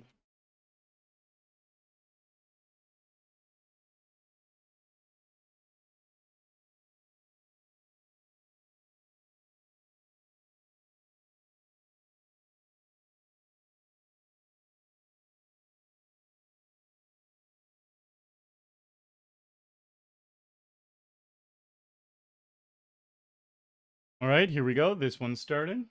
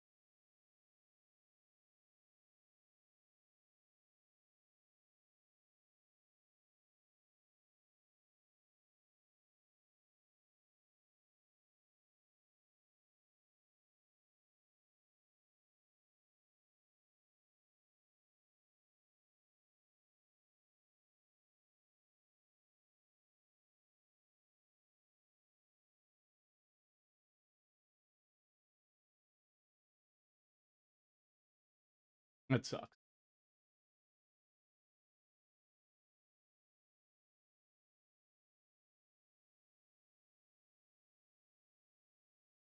We're in another that we've been waiting to start. All right, nice. Feels like they have a queen here most of the time. That or busted diamonds. They don't snap call. Oh my god, so it's just ace high. They didn't believe me.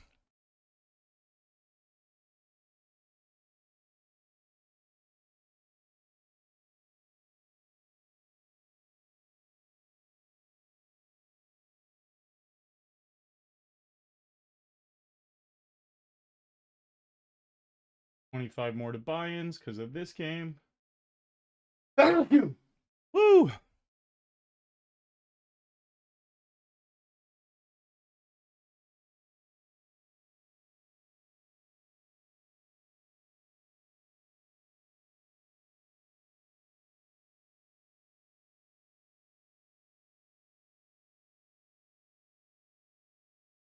Same hand. Well, essentially.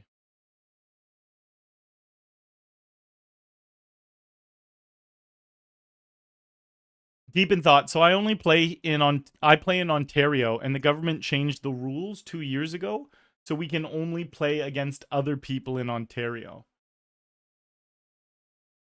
Hello, Juju Lou.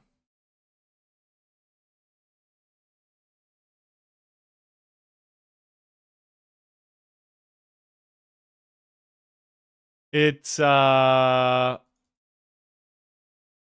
3:52 a.m. Tyler.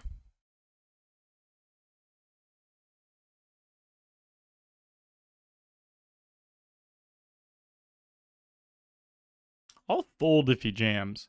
He's going to call with a jack here. He's going to jam with his flush or straight.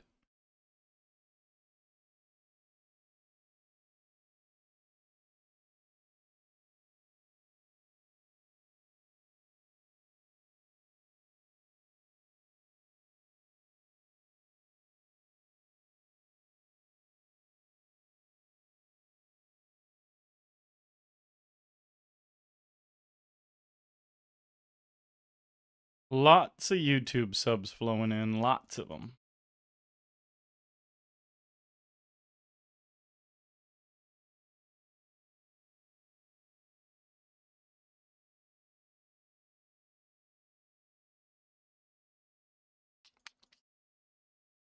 Good night, nudist.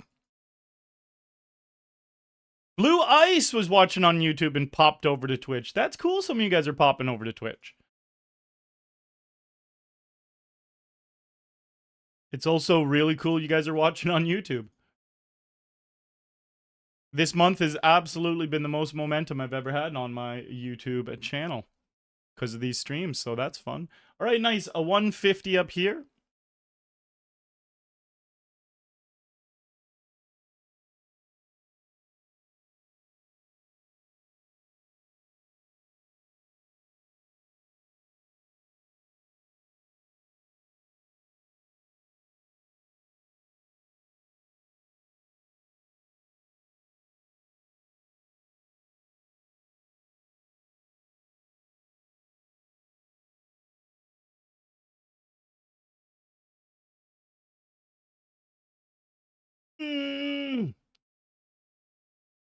All right, you win, bud.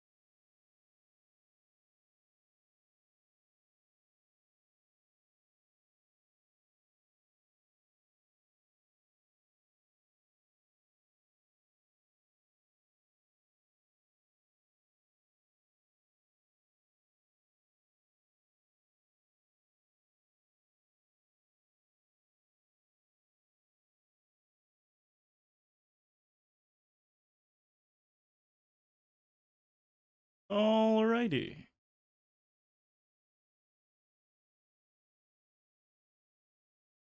What up, Sharky?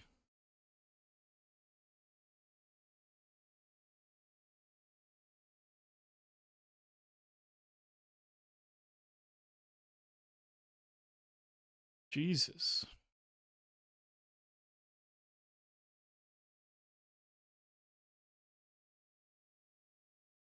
Oh.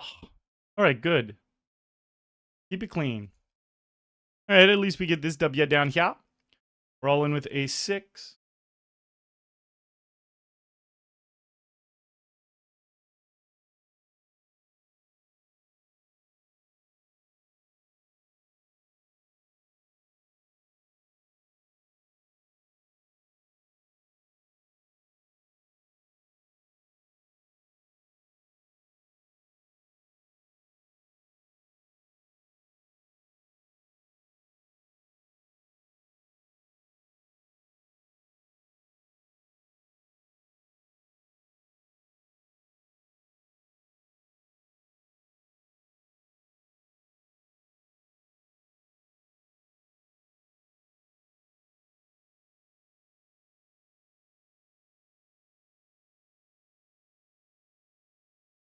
No 7. Nice.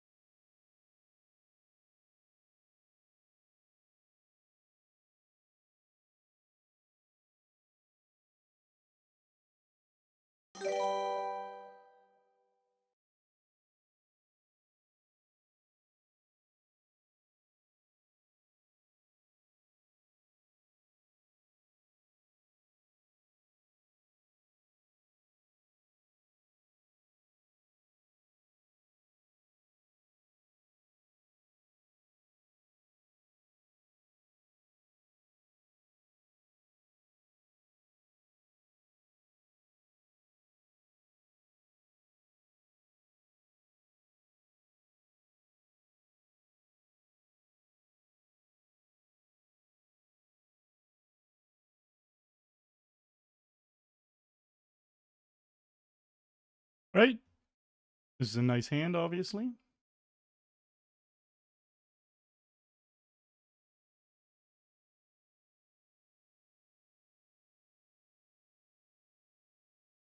All right, Sharky. See you in a bit.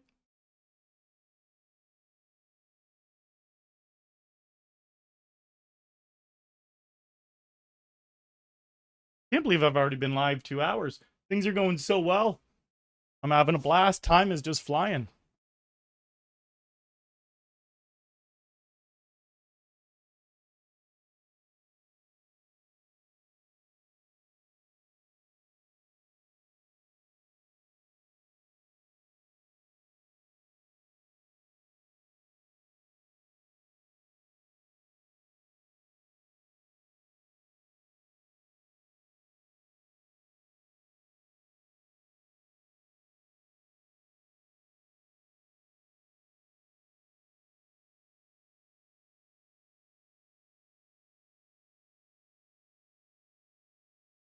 We got a hit, right? What about the river, though? Fuck!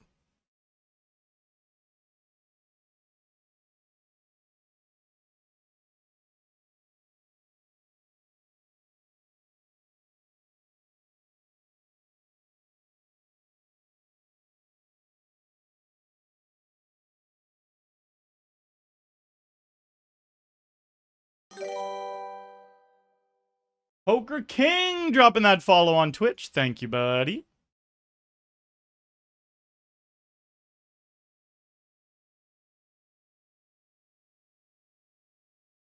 He literally hit an ace on the flop and checked it back. This guy's a really, really good spin player. I'm totally on to how he's playing, but it's annoying because he's playing very fucking good. So it's just way harder to play against someone that's playing very good. And the reason I know he's playing very good is because I can see when they make massive mistakes, and he just doesn't really make mistakes. And the guys who are really good at spins have this fucking weird tight style, and it's totally opposite from how I play. I play really, like, compared to them, I play really, really aggressive, and they play really, really tight. But it works for them. Same with Bugaboo, that other really, really good spin reg. He plays so fucking different than me. So different than me. And he crushes. And it's just funny because I'm like there is just multiple ways you can play that are going to be incredibly profitable.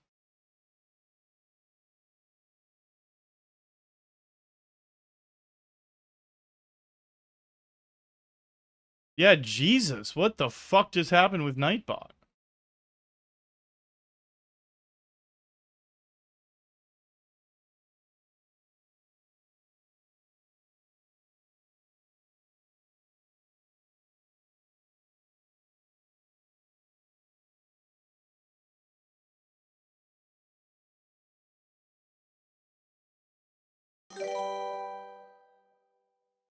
Hey, Diaz! Thank you for the follow on Twitch. Yeah, I'm gonna fucking log into my Nightbot and see what the fuck just happened there. He literally pumped out 6 messages at the same time? Like, what the fuck? Commands.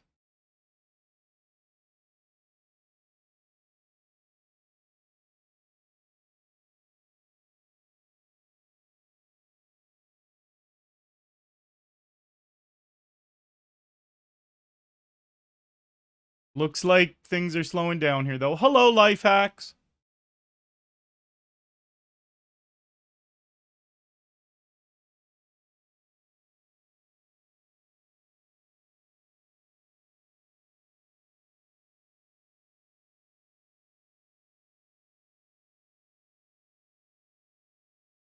All right, here we go. Nice.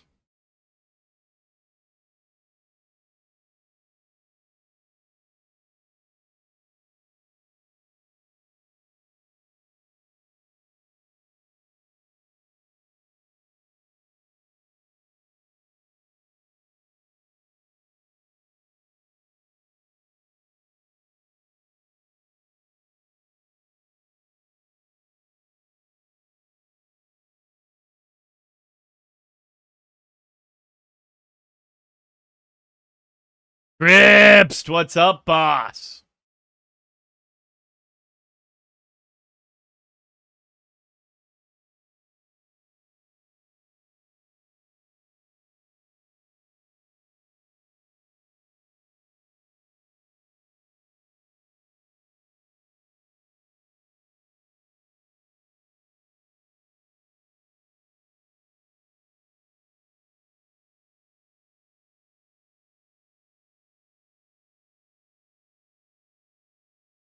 All right, the 50's going again.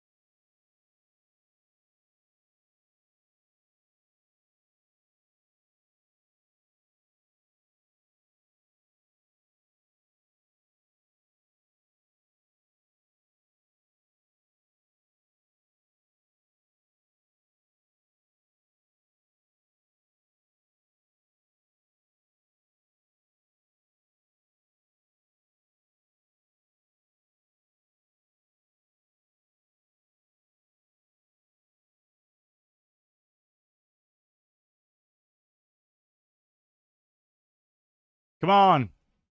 Give me your chips.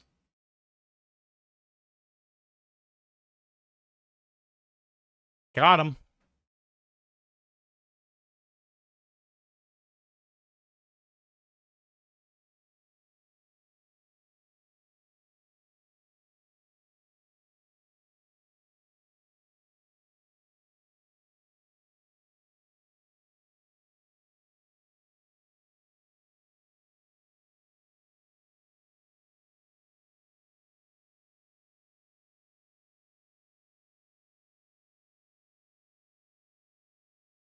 Triple barreled it in his fucking eye that time.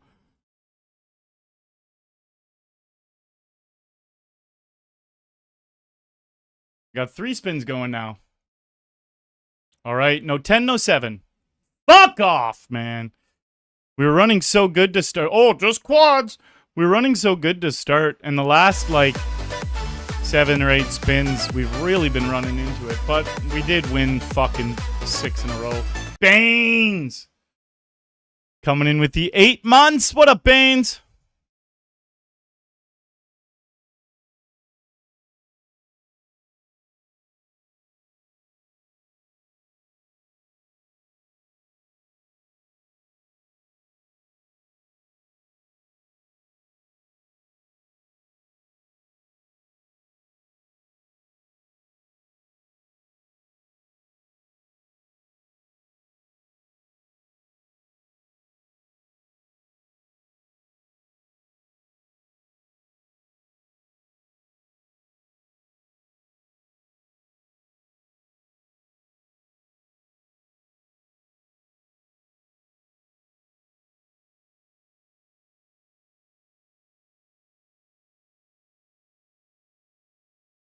All right. No 4 or deuce.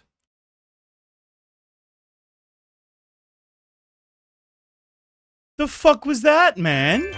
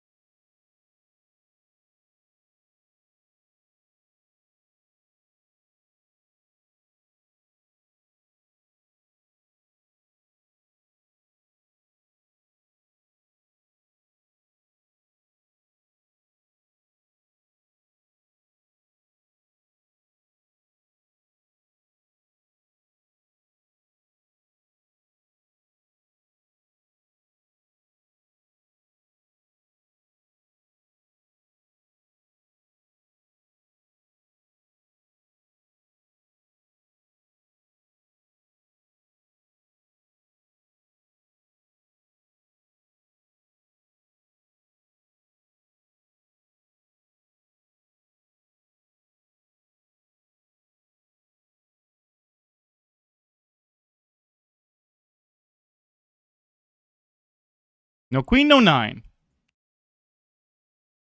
Or jack.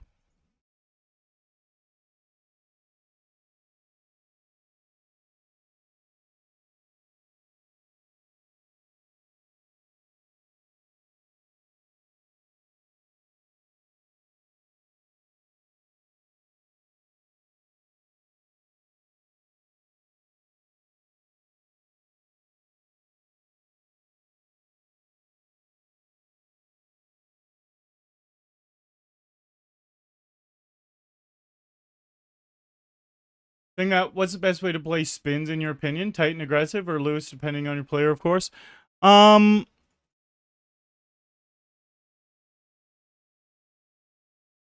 of them can be super successful. I wouldn't say play them tight. Okay, well you can't really play them tight. I was just saying these guys have a tighter style than me, but they have very well timed aggression. I have a lot more consistent aggression. They have very well timed aggression.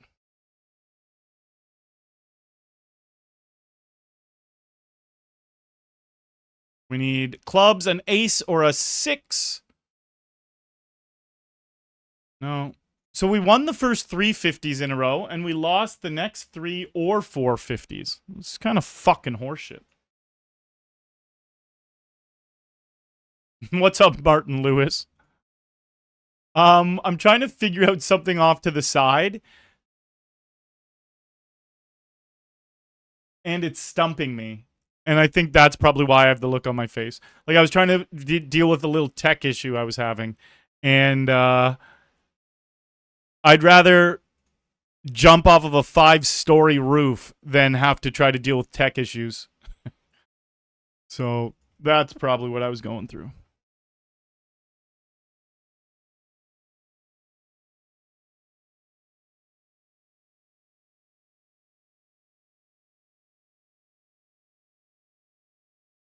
Right. Got into another 50 here.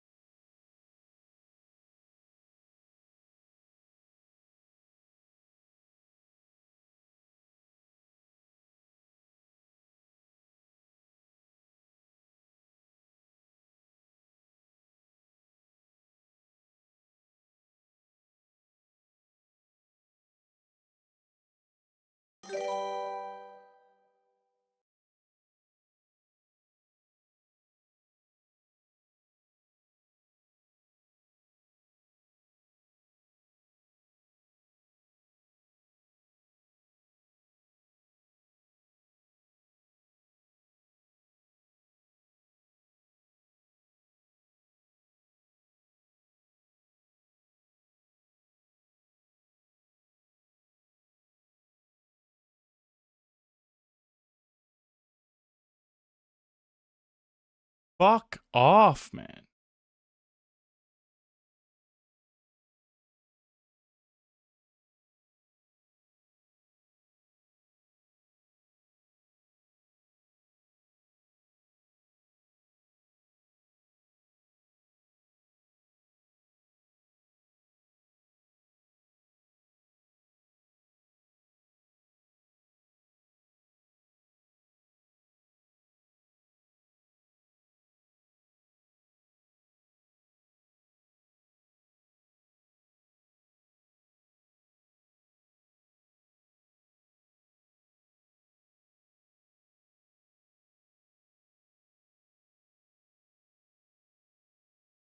Noise.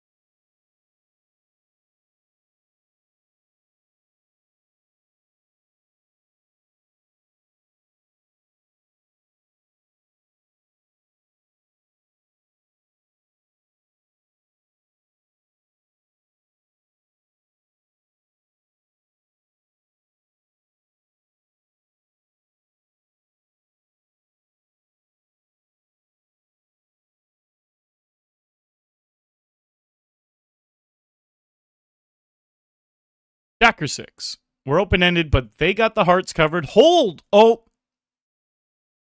I did not realize that six gave them a straight. Thankfully, we chopped.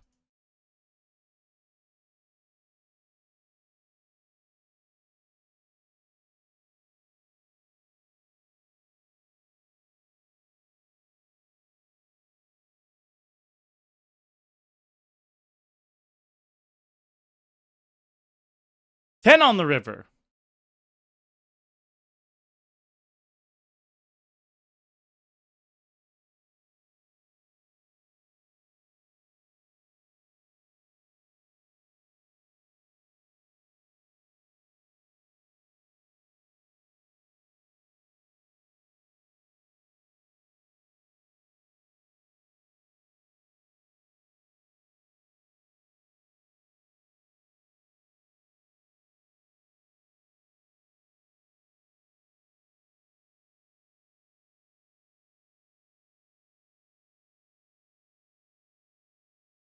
Hold.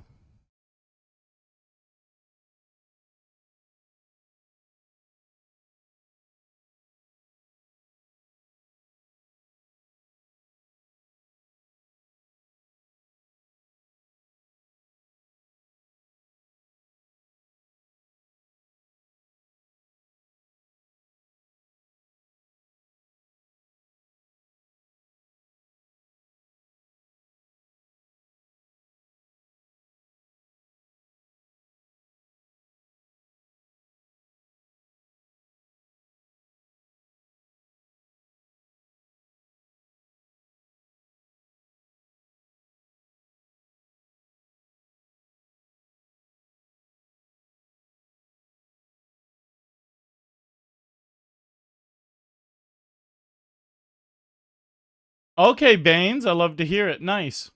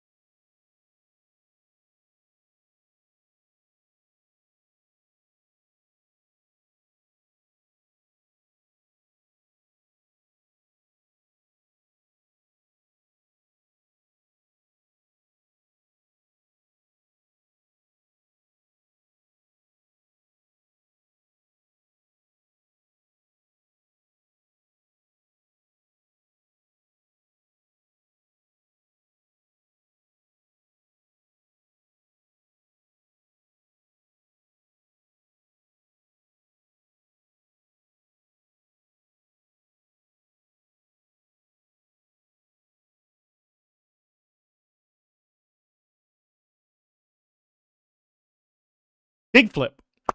Hold.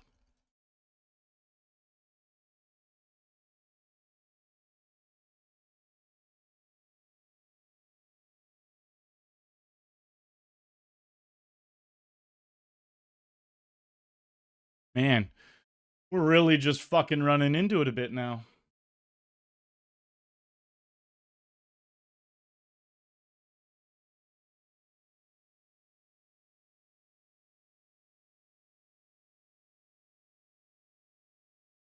Right, waiting for one of the next ones to start up. We are in these two already.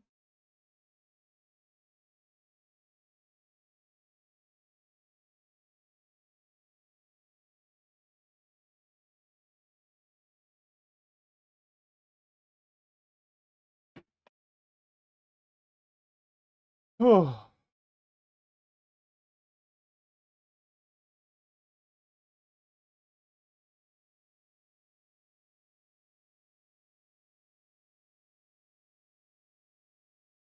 Probably going to wrap up pretty soon.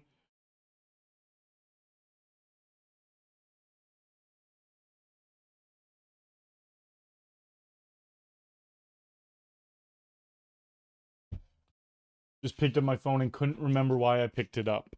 You know it's time to wrap it up when that stuff starts happening. I just picked up my phone, and within the time it took me to pick up my phone, I forgot what I was picking it up for, and I sat and stared at it for like 20. I tried to say 15 seconds, and my brain for some reason said 30 and then 20.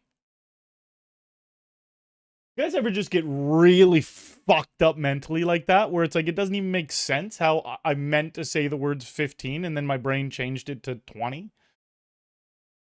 Anyways, I stared at my phone for 15 seconds trying to figure out what I picked it up for, and then put it back down. Jesus.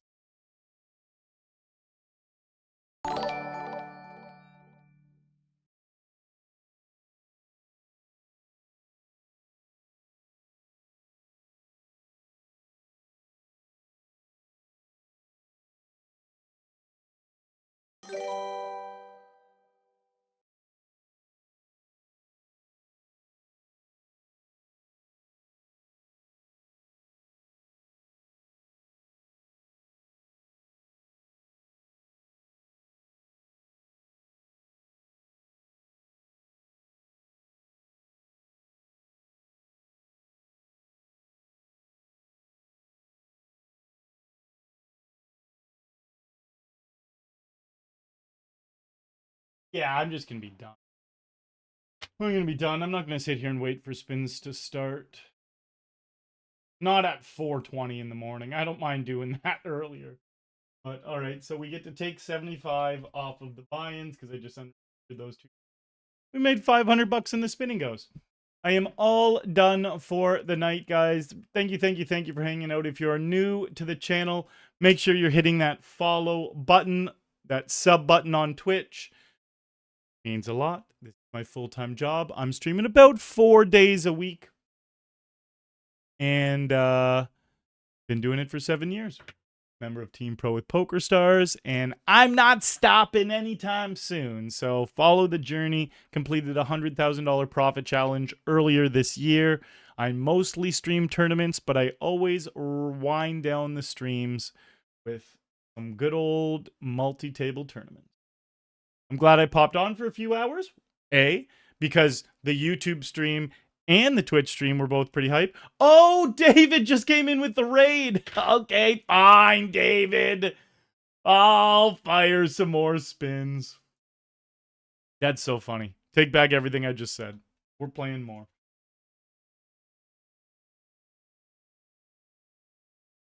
We're playing some more. And it just started, it started right away. That's great. I like how we didn't even have to wait. And I'm going to jump in this one as well. So that's another 25.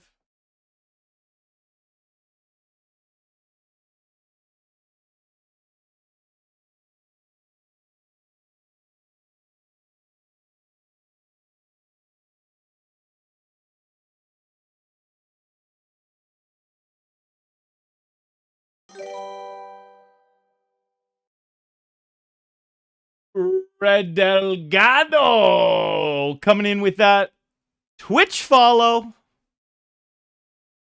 Thank you, thank you, thank you. We are 7 away from 56,000 now.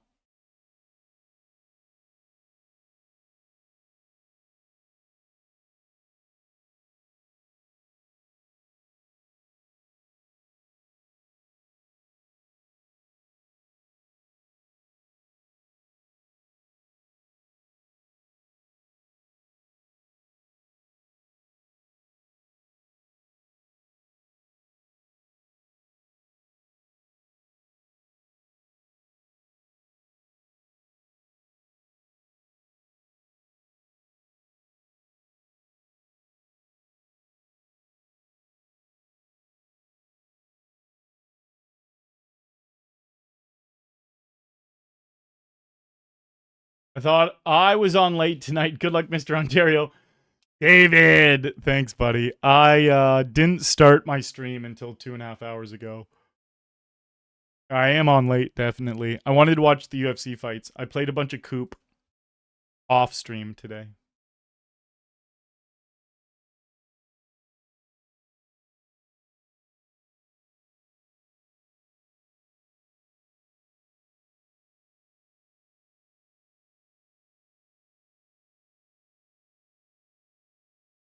We flop at the top two. They donk bet into me. We're going to raise.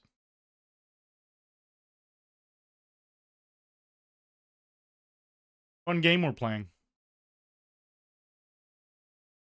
What do you think they have?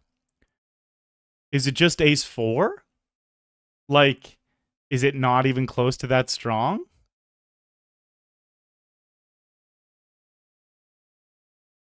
Nice.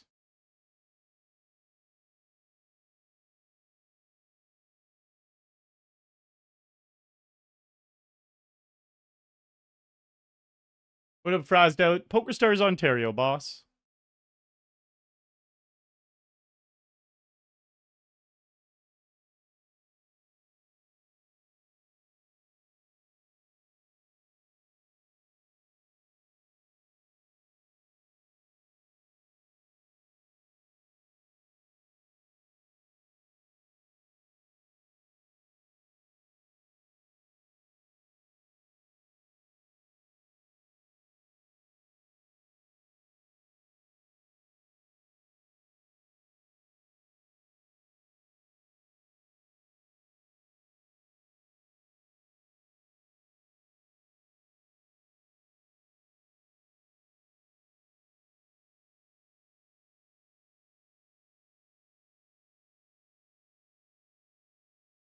We need a 5 or a 6. 3 would have given them the straight.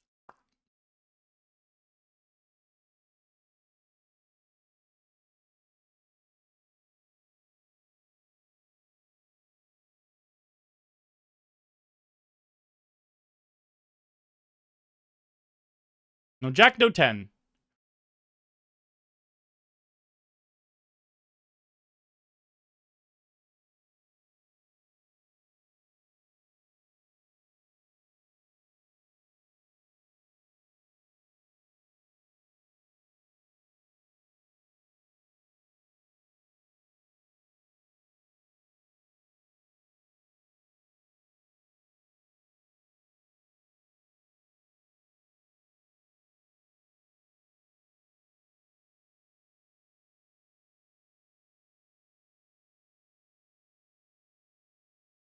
These guys are... It's funny because these guys are both playing so poorly. And I kind of forget sometimes how much studying I've done to get to the point where I'm making money. So it's like when I see people just absolutely fucking punting, my brain just goes like, how the fuck can you possibly play that way? Like, this is fucking ridiculous. And then my brain immediately after goes to, Arlie, you're a fucking moron. They haven't studied thousands of hours of poker. They're making this stuff up in their head. That's why they're playing like it. So it's like, I have to be way less confused at why people play so poorly. Because it's like the reason they do is because they haven't studied thousands of hours of poker. Obvious. How the fuck would they know how to play if they haven't studied a bunch, you know?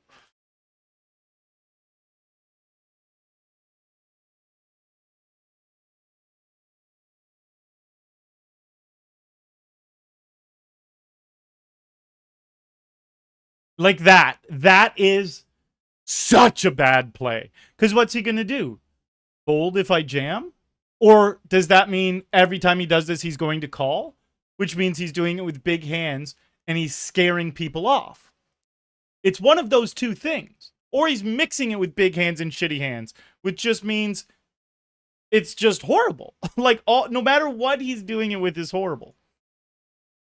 Anyways, again, he does that because he doesn't understand how to play. So I can't, like, why should I expect them to know how to play? It's crazy of me to think that. Klob?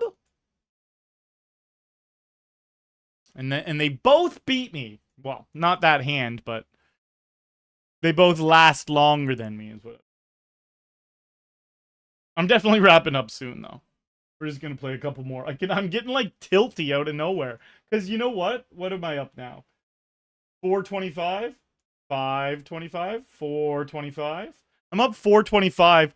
And I was up over $600 at one point. So we've been getting crushed in the last, like, hour. And it's frustrating me a little bit. I think I'm just tired. Is the variance as insane as expected in those spins? Yes. Yes, it really is.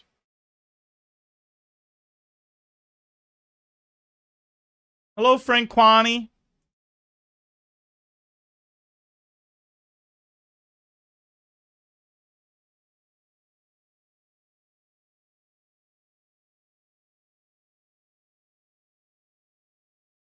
Nice, this one's starting too.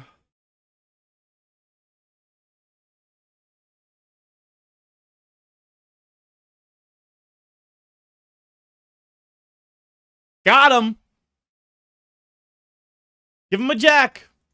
Nope, quads for me.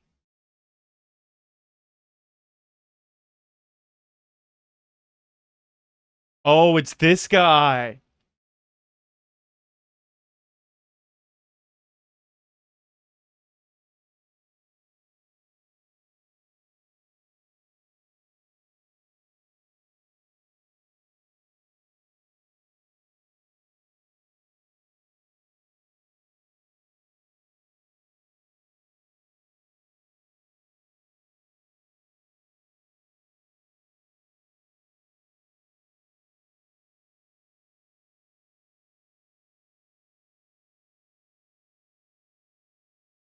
It's this guy.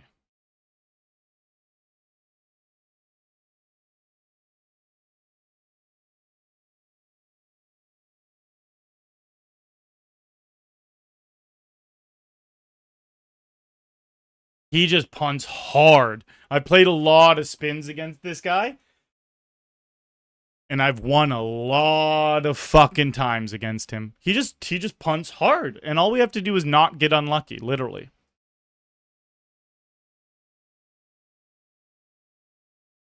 He loves to 5-exit. He loves to open jam.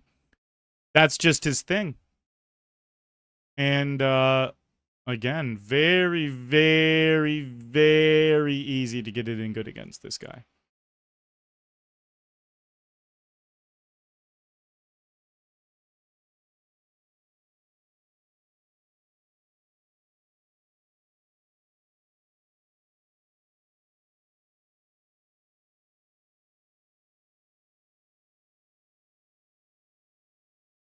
Ooh, we got trips up here.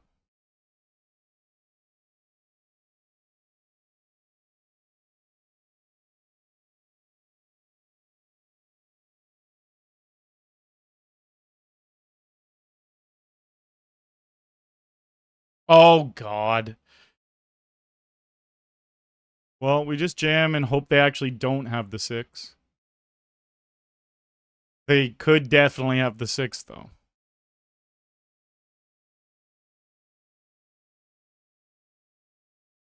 Full house over full house, heads up. Hey.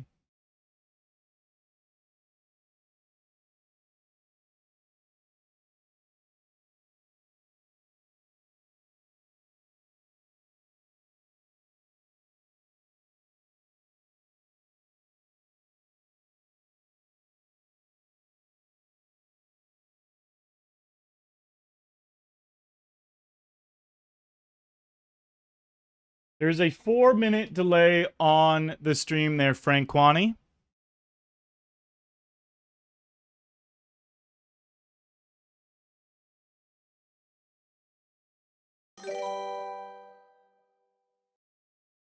Hoser Nuts, thank you for the follow.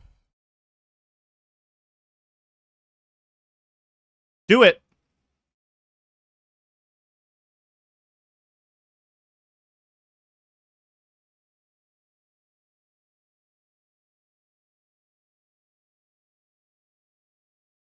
Yeah, Frank. So the reason why there's a 4-minute delay on this stream is because a lot of my opponents actually watch the stream. So if there wasn't a 4-minute delay, they would literally just be able to see my cards and then they would whoop me. See, the only way we lose against him is if we get super unlucky.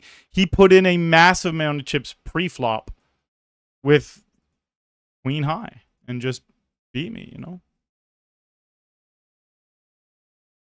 Yeah, they would actually be able to see my cards and then they'd whoop me. So we got to have the delay.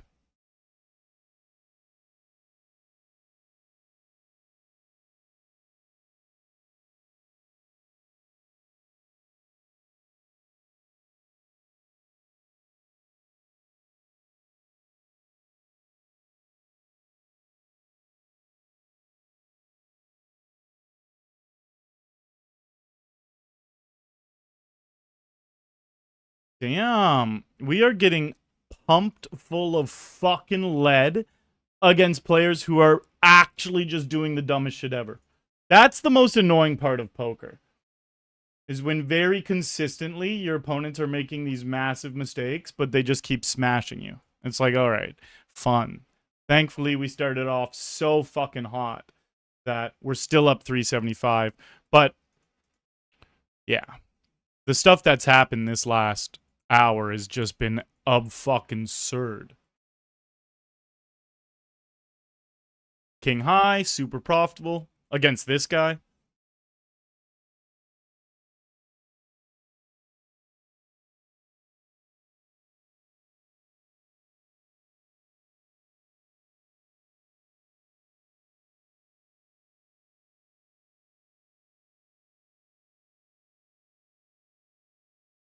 Oh, it's actually not that big a deal. Like, we won about $300 or $400 in MTTs tonight. We're up almost $400 in spinning. Well, we are up 400 because I added these two $25 games to the buy-in, so we're up exactly 400 right now. I have to, like, I'll just be honest, straight up honest. Playing poker is so hard mentally because there's so much luck involved mixed in with the skill. And if you get unlucky at anything in life 10 times in a row, it's going to fucking annoy you. But when it happens in poker, when money's on the line, it's annoying. And so I just have to do this mental gymnastics 1,000 times when I'm streaming poker to be like, this doesn't matter. Like, why do you care? And then once I tell myself it doesn't matter, I realize it truly doesn't matter. Like, if anything, I got more lucky today than unlucky because I'm up about $700, $800. Yet, since we've got a little bit unlucky the last hour, your brain really focuses on the last things that have happened. It doesn't focus on what happened earlier or any of that stuff. It focuses on the last things. So, especially mine, some of my buddies who are professional poker players are actually way better at letting things roll off their shoulder. I think it has something to do with a combination of how competitive I am and my ego.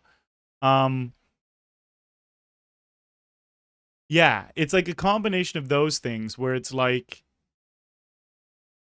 your brain doesn't remember the times you got lucky close to as often as the times you get unlucky. So I obviously got super lucky to start this stream. We won 6 spin and goes in a row. We won 10 spin and goes out of the first 14 that we played. Like, that's crazy to win 10 out of 14.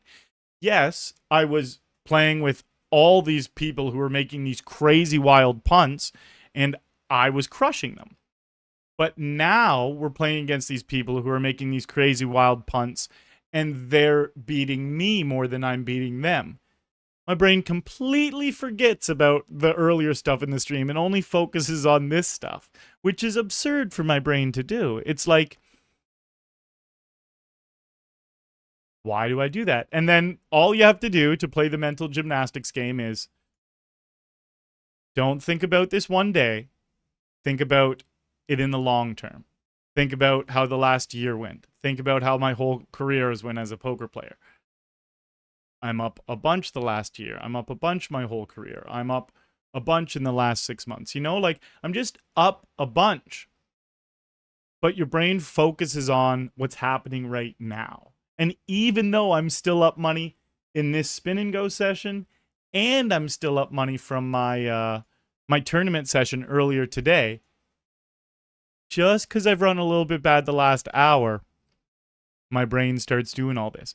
And one of the whole reasons I'm going on this rant out loud and explaining it all is once I speak it out loud, it really clicks into my brain like, oh my God, I'm such an idiot. Why do I even care? Like, well, I completed a $100,000 profit challenge on stream earlier this year. I completed it.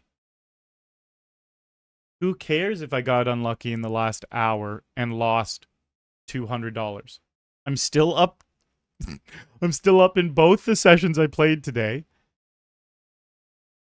So, like, I don't even understand why my brain cares. I actually don't.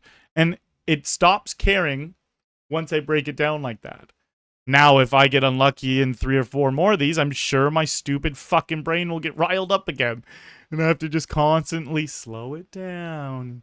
It doesn't matter. It doesn't affect anything in my life that we got unlucky for an hour. In fact, if you take in this whole stream into effect, I probably got luckier than I did unlucky.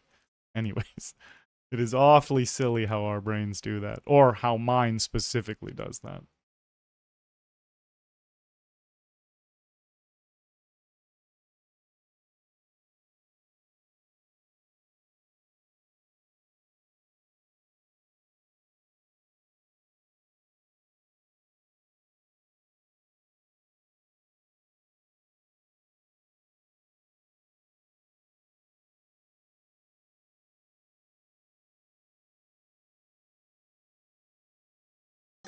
Put on these headphones a while ago, and I literally haven't even turned them on. Ricardo!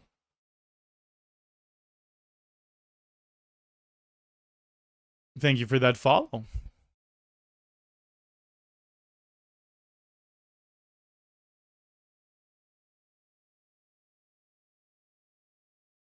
No, 8.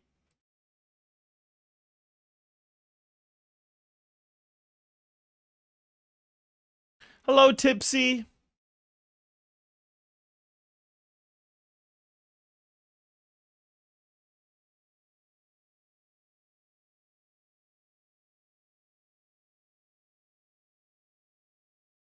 His name is Gambo.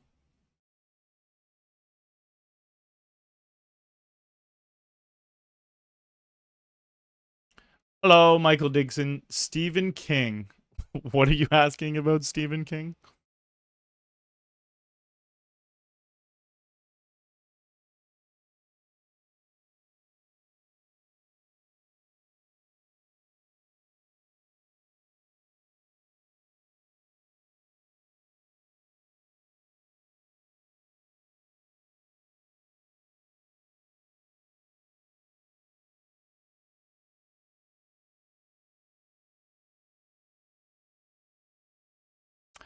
That's very cool, Hose or Nuts. Elliot Rowe gave me a A one-on-one coach, a one-on-one he's like a mental coach. I'm brain freezing on what to call that. A one-on-one mental coaching session. He gave me one just because he's a fucking great dude. Very early into my career. He probably saw clips of me losing my fucking mind and reached out to me. He's like, yo, let me give you a session. And oh, he is such an elite mental coach. I've had other mental coaches give me sessions as well. There's just something about Elliot Rowe.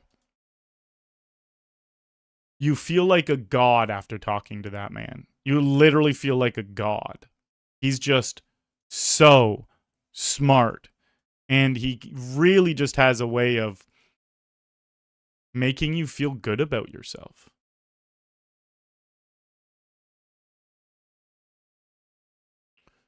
I wonder if this guy's any.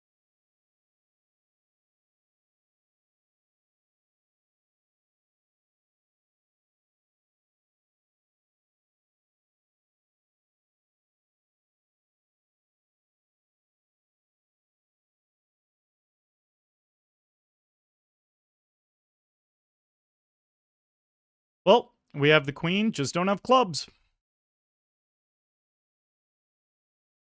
That's so funny.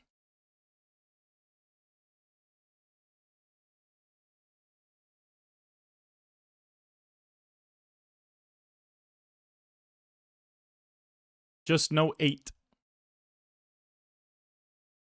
What up, Fletch?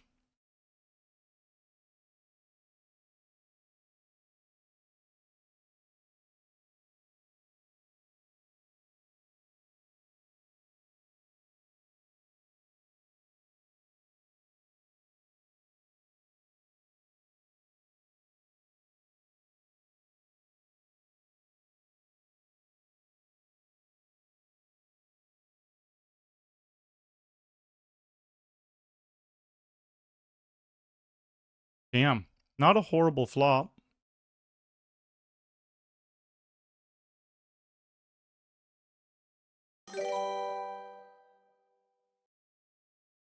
Fabio! Thank you for the follow. Nice.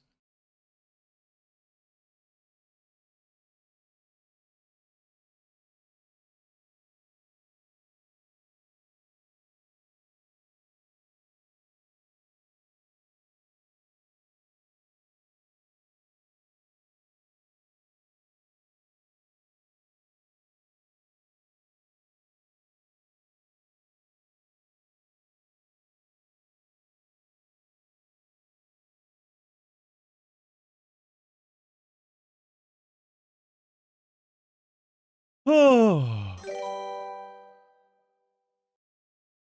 Rav break.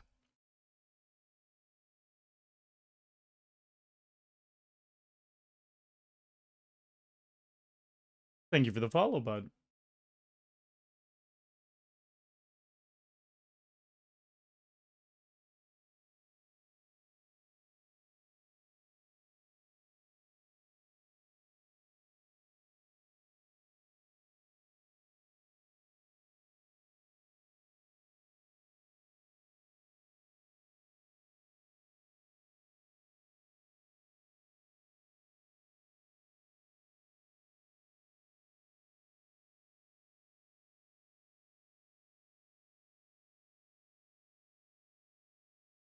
Hello, Chris Randall.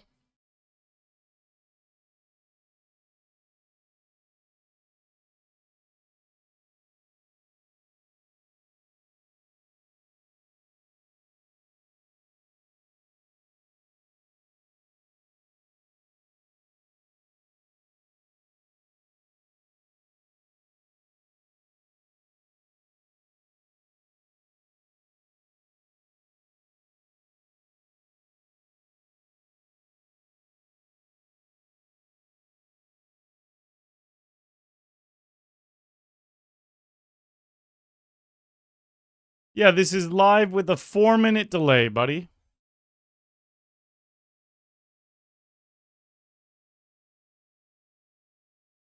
Nice. No king, no 8. No king. Come on. They can't keep fucking. Jesus.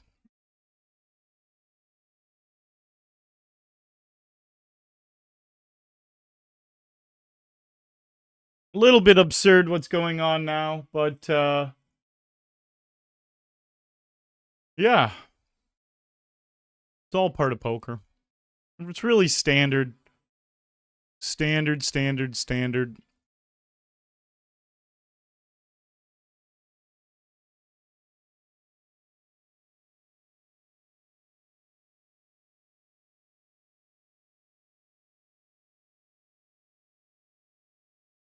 We're winning. We're gonna win a bunch. I'm gonna lock the fuck in, and we're gonna do just fine.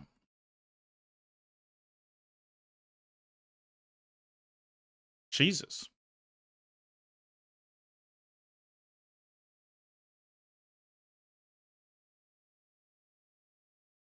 We're locked in.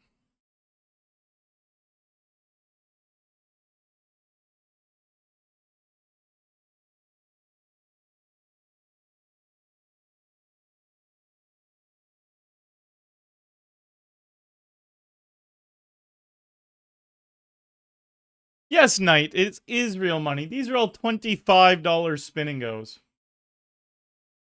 We played a fuckload of them though. If we're in for over $1,000, we played a couple of them were $50 spins, maybe about $300 worth, 350 or something. No king, no eight.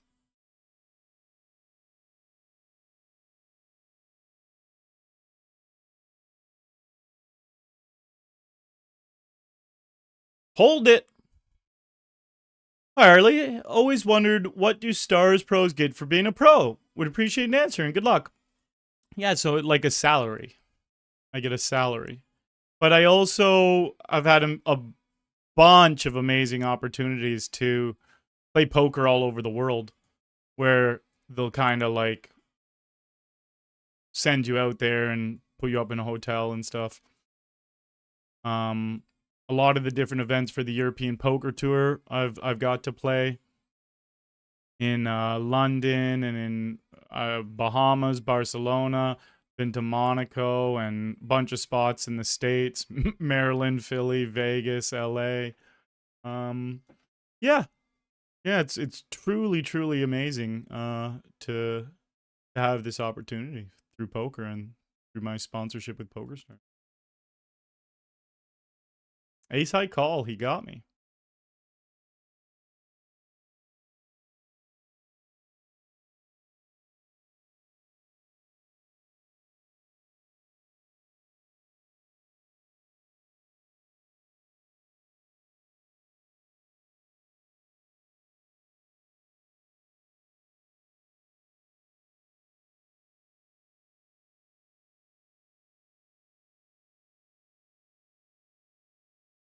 Nice. We're gonna be way ahead here.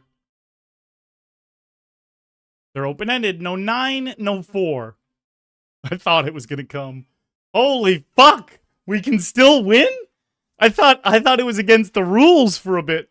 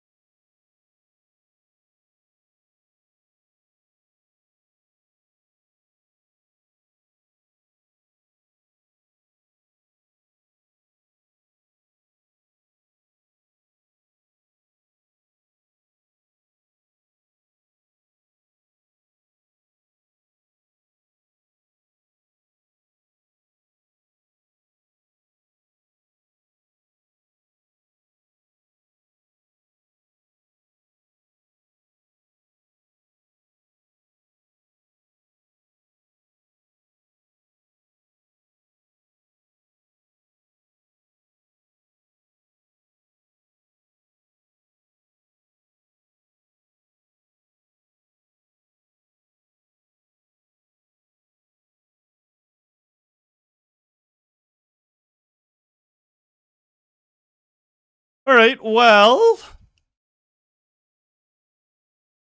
I guess we can call it a day.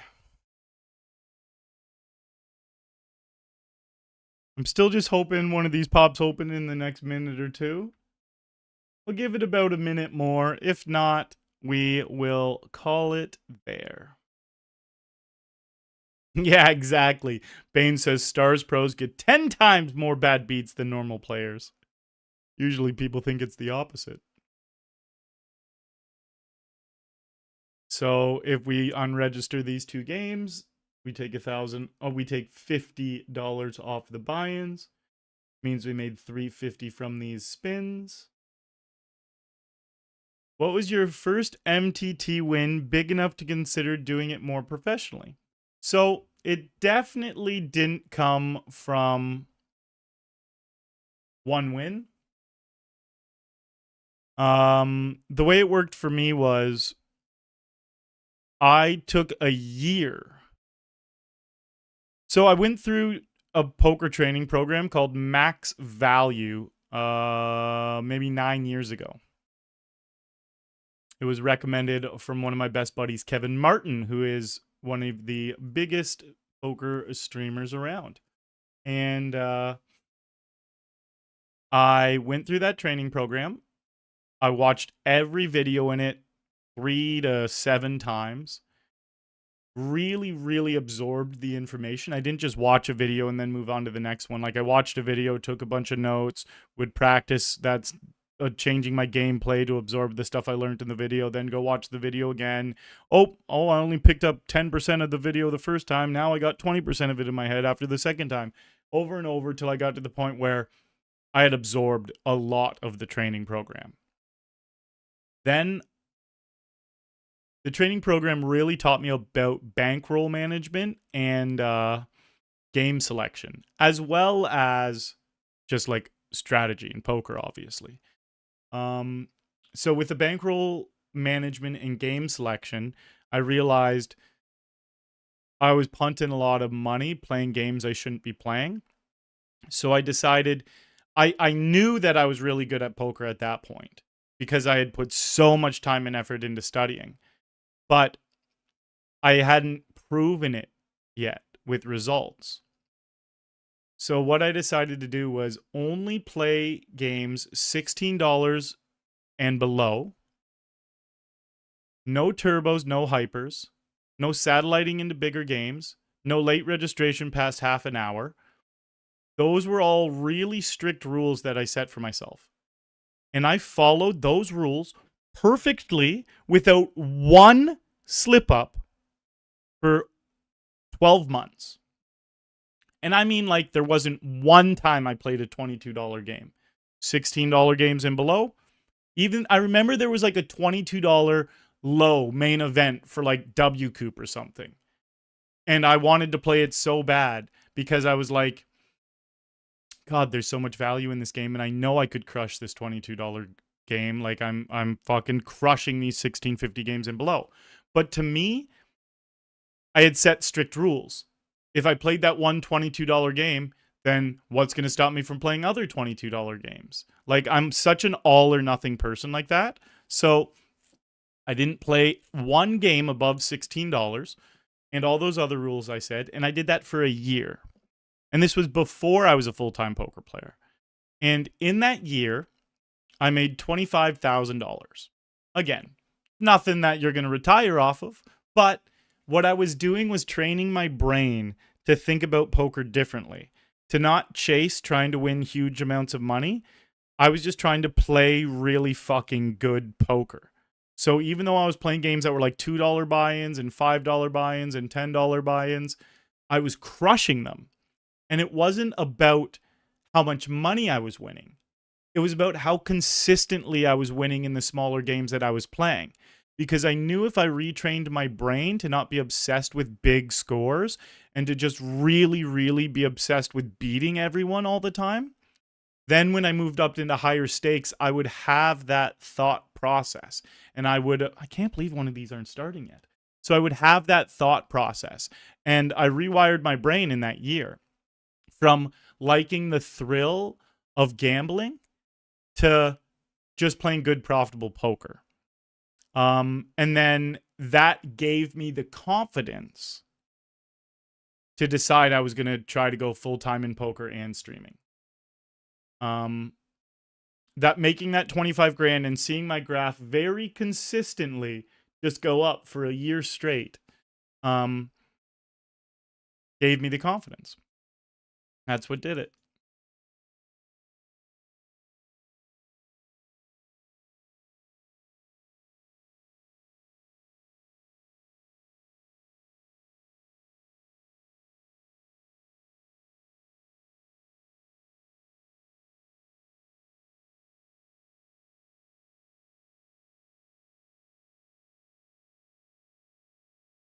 That is what did it for me.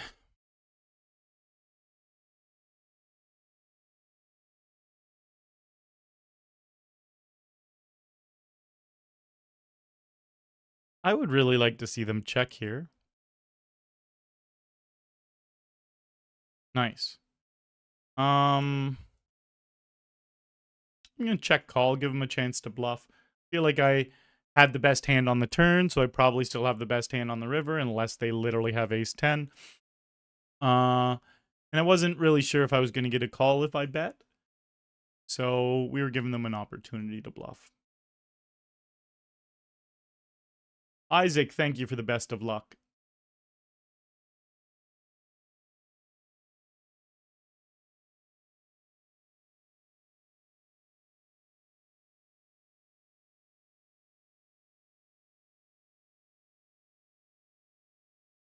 Lots of subs rolling in on YouTube today. Let's see how many we've got.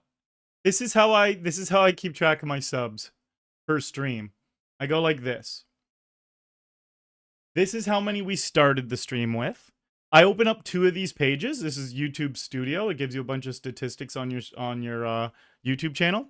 So I open up this page at the beginning of the stream, 2 of them. And then one of them I constantly refresh, and the other one I don't refresh. So this is what we started with, and this is where we're at right now.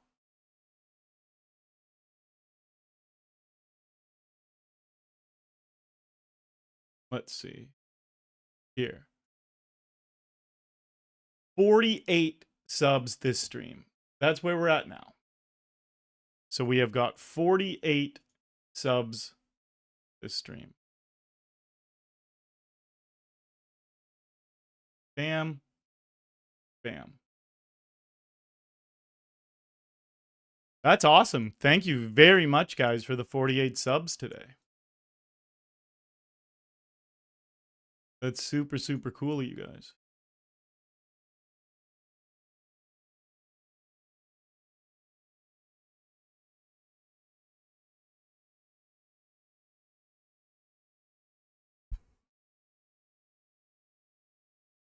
I'm slowing down now, though. I'm getting tired. Oh, I'm getting tired now. Whoa.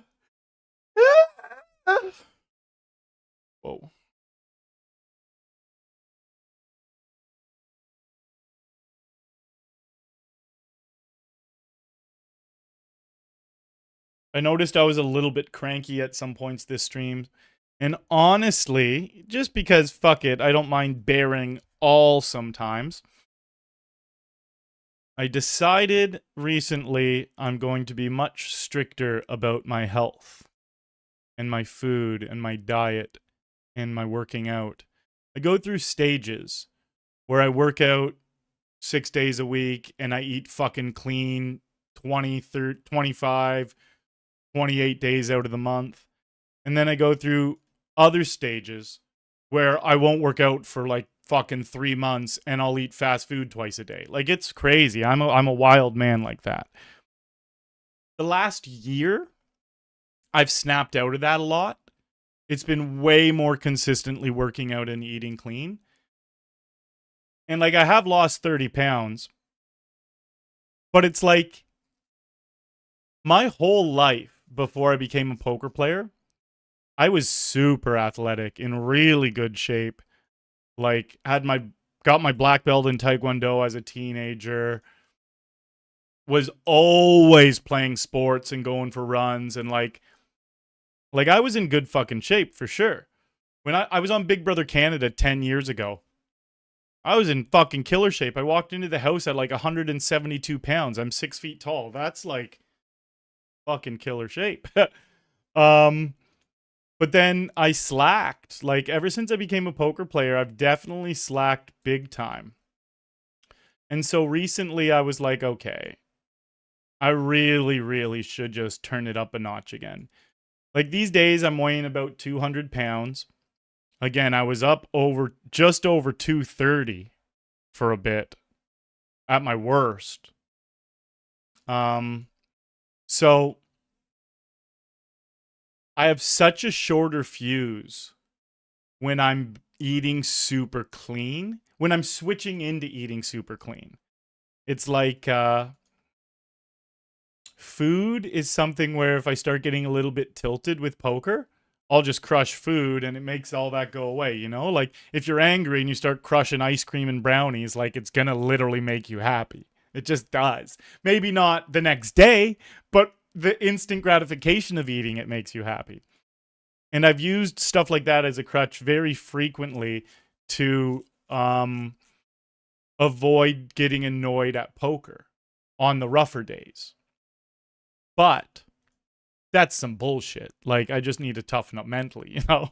Just need to fucking rewire the brain. So, like I said, recently,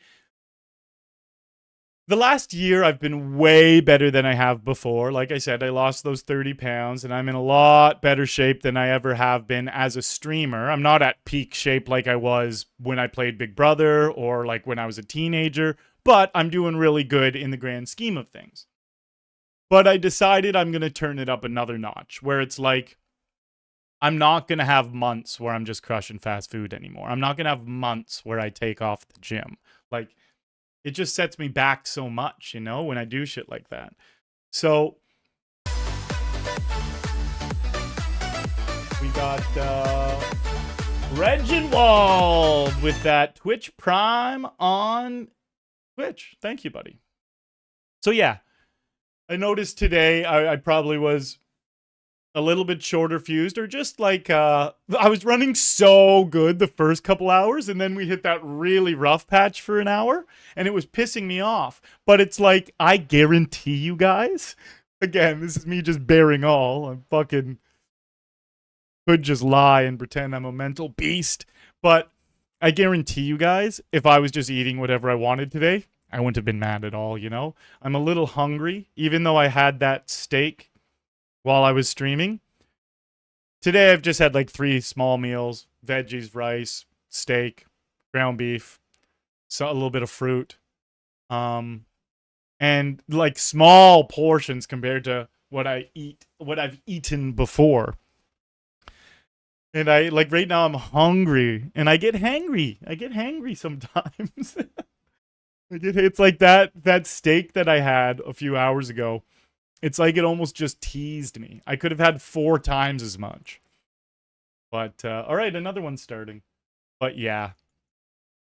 In the grand scheme of things, I'll just be so much happier if I really do stick to this path and really do just eat clean and keep working out for the next year. Like, at least 90% of the days, instead of doing it like 50, 60, 70% of the time. If I keep it up to 90% of the days, 95% of the days, oh my fuck, man. We're getting annihilated by shit cards. And again, I'm so funny. I'm up $300 still. I'm not getting annihilated. That's the food. That's the hanger talking. That's the hanger talking. Hanger? Hangry. Hanger still works, yes. But yeah, that's just a rant about, or a spiel about my actual life.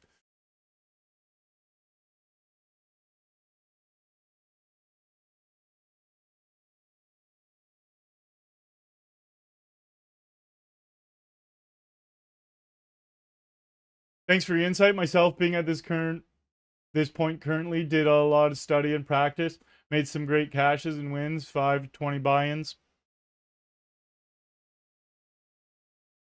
and considered doing a deep dive course. Nice, yeah. Well, if you do want to take your game to the next level, Doing a deep dive into studying will always be the thing that does it. No one's going to figure it out on their own unless you're like fucking autistic smart or like a natural like photographic memory, or like you have to have like some extra level of intelligence to be able to figure out poker on your own.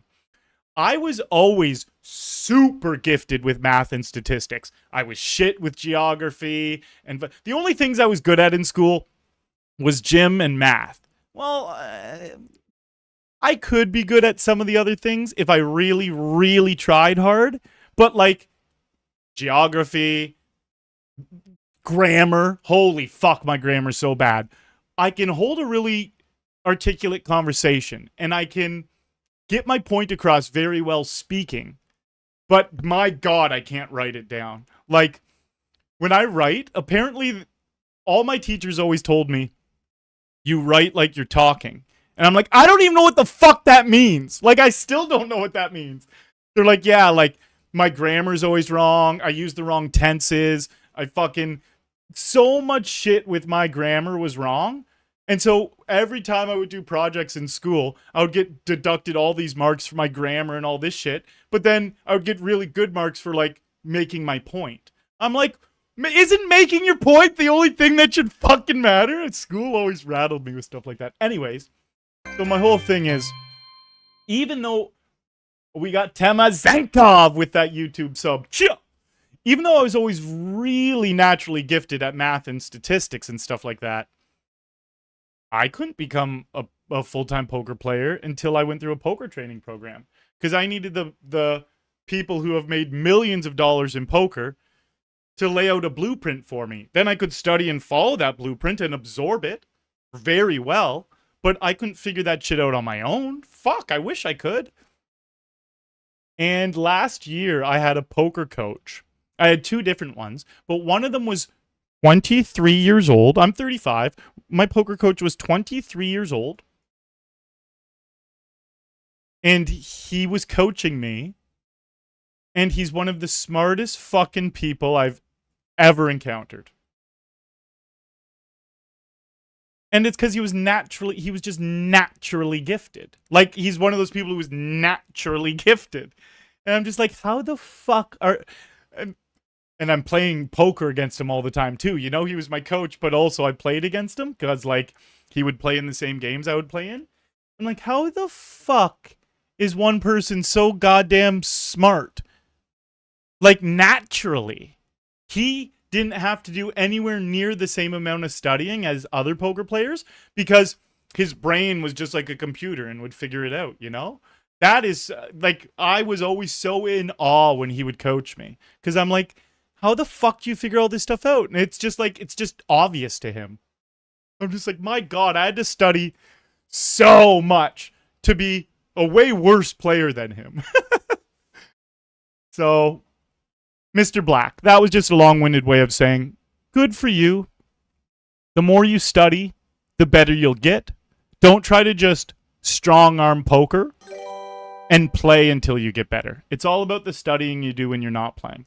Thank you, Rocco Disc, for the follow.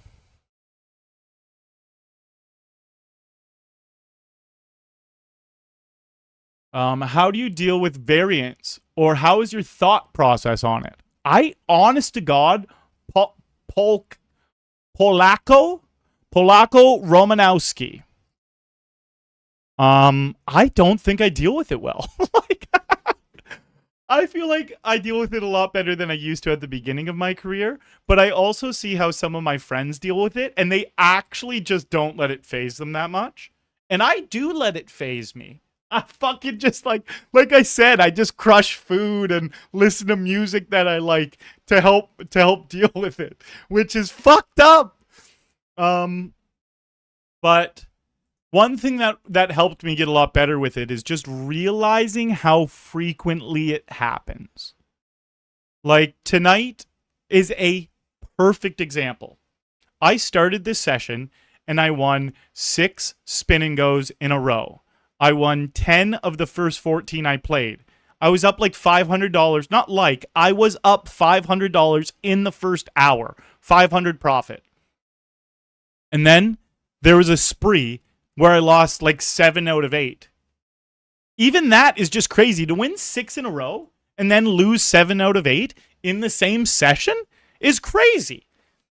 But that's poker. That's literally what happens in poker. That is the most common thing ever, where if you play Spin N Goes 100 different days, you're going to have so many days where you win a bunch in a row and then lose a bunch in a row. Or you'll have so many days where you win a bunch in a row and then the next day you lose a bunch in a row. So just seeing how frequently that stuff happened made me realize how normal it was. Now, I still do get frustrated and annoyed in those situations, but less than I used to. I used to super overreact my first year or two as a full-time player because I didn't think, I thought like, holy fuck, that's the most unlucky thing ever. And then all of a sudden, that same thing happens 2 days later. And then all of a sudden, that same thing happens 10 times in a month. And I'm just like, oh, is it even that unlucky? Like, I guess I was over assuming how unlucky things were. So playing a lot and realizing how frequently bad beats happen helped me react less to them. Like I said, I still don't think my head's screwed on totally straight with it. Chat blocks your cards. Yeah, Spokehead, I know. There's a way to move chat. I don't know what to do about it on the YouTube stream. Hey man, love your videos. I was wondering, have you ever kissed a man? YouTube's so funny. Yes. But like my dad, maybe a buddy jokingly on his forehead or something. I've never kissed a non-family member on the lips. And that sounds funny, but it's like I definitely it's funny because I don't know culturally if this is weird to some people or not, but like where I'm from, I'm sure, like, I don't know, it's been so long since I grew up, but I feel like I probably kiss, I don't even know. No, I probably just kissed, like, my grandpa on the forehead and stuff like that. Yeah. So, normally I would just ignore a question like that. But to answer your question, yes, I have kissed a man, but not lip to lip. And the fact we were up at one point $600 in spins, and we're only up $250 now, is kind of fucked up. That means we've been on a massive losing streak the last hour and a half. Thank God we started on such a hot streak. Hey! Thank you very much for that follow. We passed 56,000 followers on Twitch tonight. 56,001. Do I need an RNG to be winning? I don't think that question makes sense. Yeah, it doesn't, because RNG means random number generator.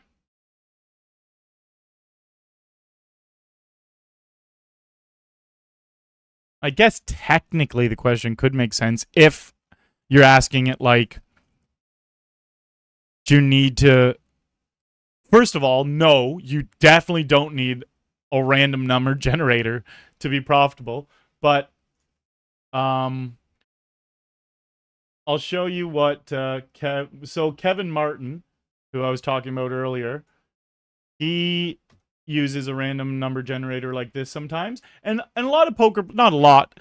Well, yeah, some poker players do, some poker players don't. You definitely don't need one. But if you've studied a shitload, there's a bunch of spots when you're studying when it'd be like, you should do this 50% of the time. You should do this 30% of the time. You should do this 70% of the time. And it's really hard to figure out those odds in your head. Like if there's a play where you should be 3-betting 30% of the time, over 100 times when you're in that situation, How do you know you only do it 30%? Like if you're trying to only do it 30% of the time, it's really hard to execute that mentally. Like, oh, this spot happened again. What happened the last 10 times I did this spot? Should I raise it or should I just flat it this time? Because you can't remember. So what some poker players will do is they'll be like, all right, anything over 70, they'll make the action. Anything under 70, they won't make the action for 30%. So then they spin it. Boom.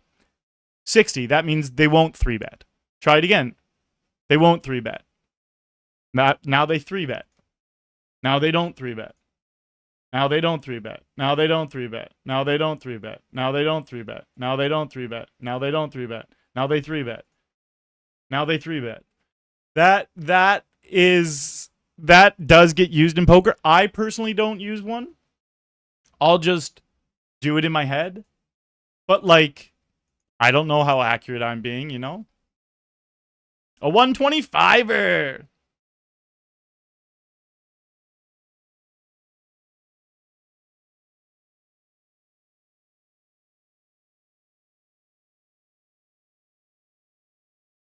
South side. No, the biggest spin and go on this client is $100 one. Molek! Hitting that YouTube sub! Come on, Molek! Thank you. No, on this client, the biggest one is 100. But on the,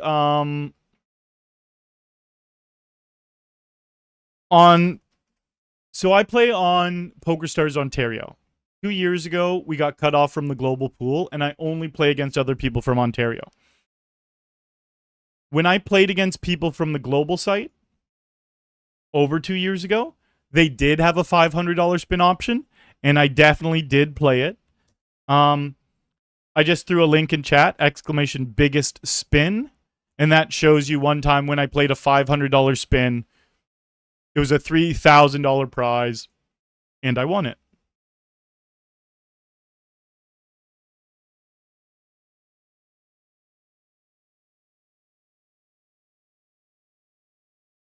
Remember back to my sit and go days where I made the bottom end of a straight flush and my opponent just called my bet instead of raising and they had a bigger straight flush and I was just sitting there like, how does money not go in? That's so funny. Baines, you want to know what's really funny? Look, that's so funny that you just talked about that hand because... Dun, dun, dun, dun.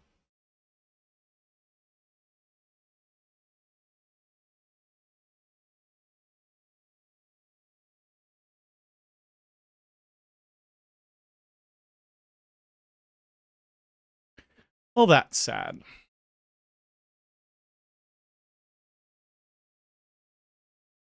Maybe we'll be break even by the end of the session. Again, it doesn't matter, Arlie. You're a profitable player in the long run, and you make a bunch of money playing poker. Doesn't matter how one session goes. I just have to repeat that to myself all the time. So it's funny you just brought that up, Baines, because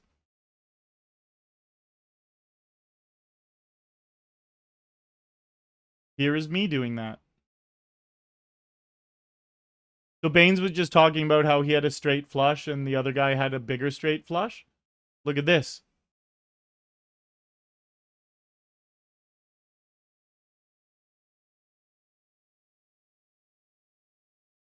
Fuck. There is... It's super small. I don't know if you guys can see it. I'm going to make it bigger. Fuck, that's too big. My God. Here. Just bam, bam. This is me having a straight flush with the jack of diamonds. And they have a lower straight flush with the 6 of diamonds. And it's funny that you just talked about that because PokerStars Ontario tweeted that out on the 13th, about 36 hours ago. And it's probably one of the only times anyone's ever talked about straight flush over straight flush in my chat. So it is funny timing.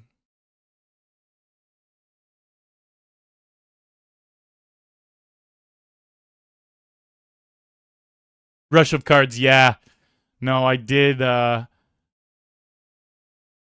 take back that it didn't make any sense.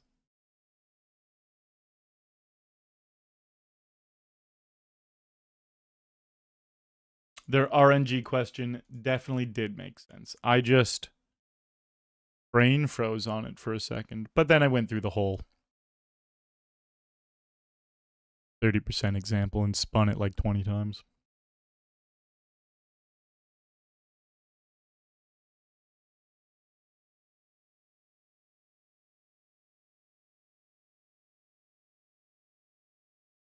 Yeah, Hoser had a really good answer to that. They said, if you're asking if you need an RNG to win, you still need to learn a bunch of other stuff first before trying to understand how to use RNG to help frequency mixing. Very well put. It is very high level to use RNG properly. Not just to use RNG, but to use a random number generator properly is definitely high level.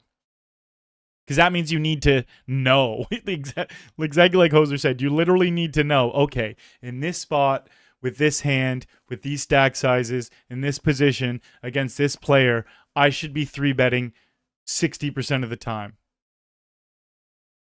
And then you need to know that for like a bunch of different situations. And then you can start using a random number generator if you feel like you're not doing those frequencies well enough in your head.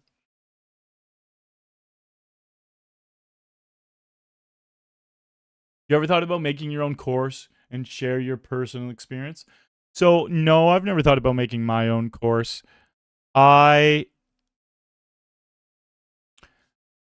just don't want to.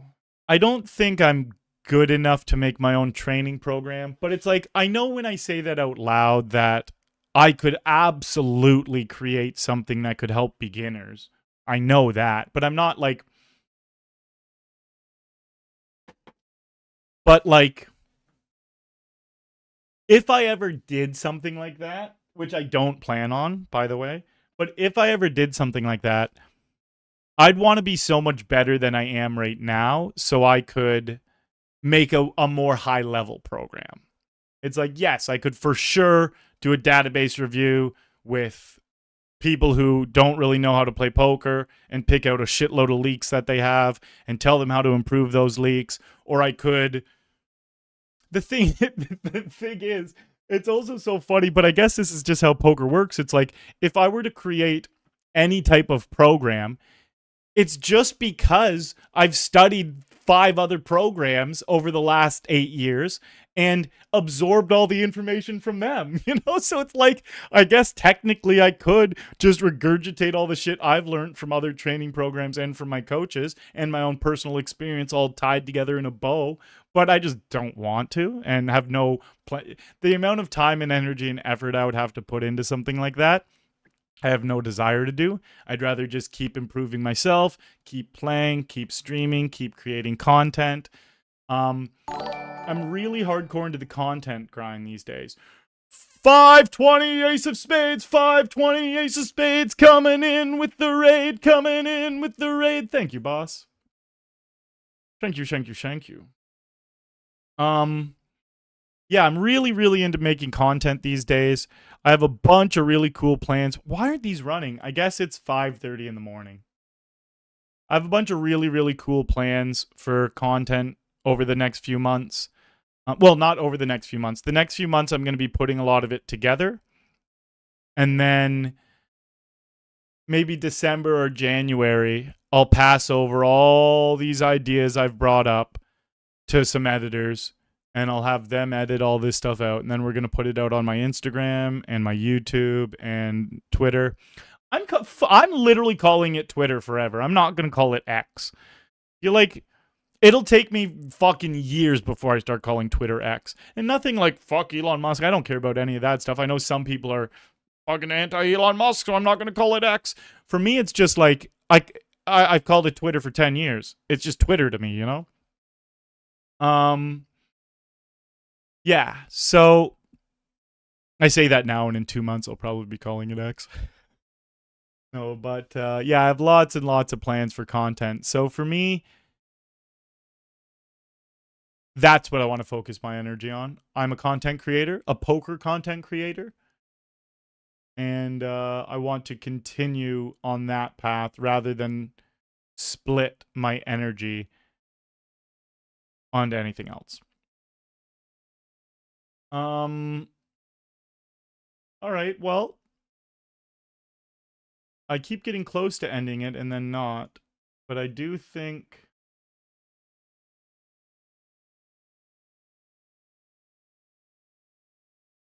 I probably should.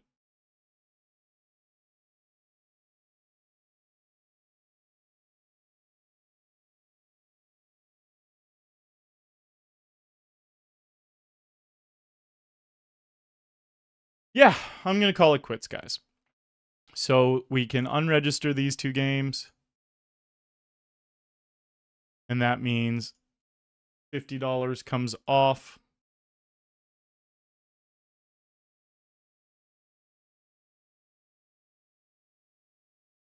And that means we made $275 on the session today. At one point, we were up like $625 or something. It's okay. You know what? Because we ended up money. Sometimes I lose money playing Spin N Goes. So regardless of the path we took to get here, we had a profitable Spin N Go session. Really grateful for everyone hanging out tonight. Before you guys take off, make sure you hit that sub button on Twitch, that follow button. Nope, that sub button on YouTube, that follow button on Twitch. Damn, we got another 10 subs on Twitch since I looked last time. So that ended us with a total of 19 plus 40 subtract 1. 58. 58. My brain froze there for a second. 58 YouTube subs tonight. Thank you so much, guys. I'm off. Peace out. Appreciate all the love.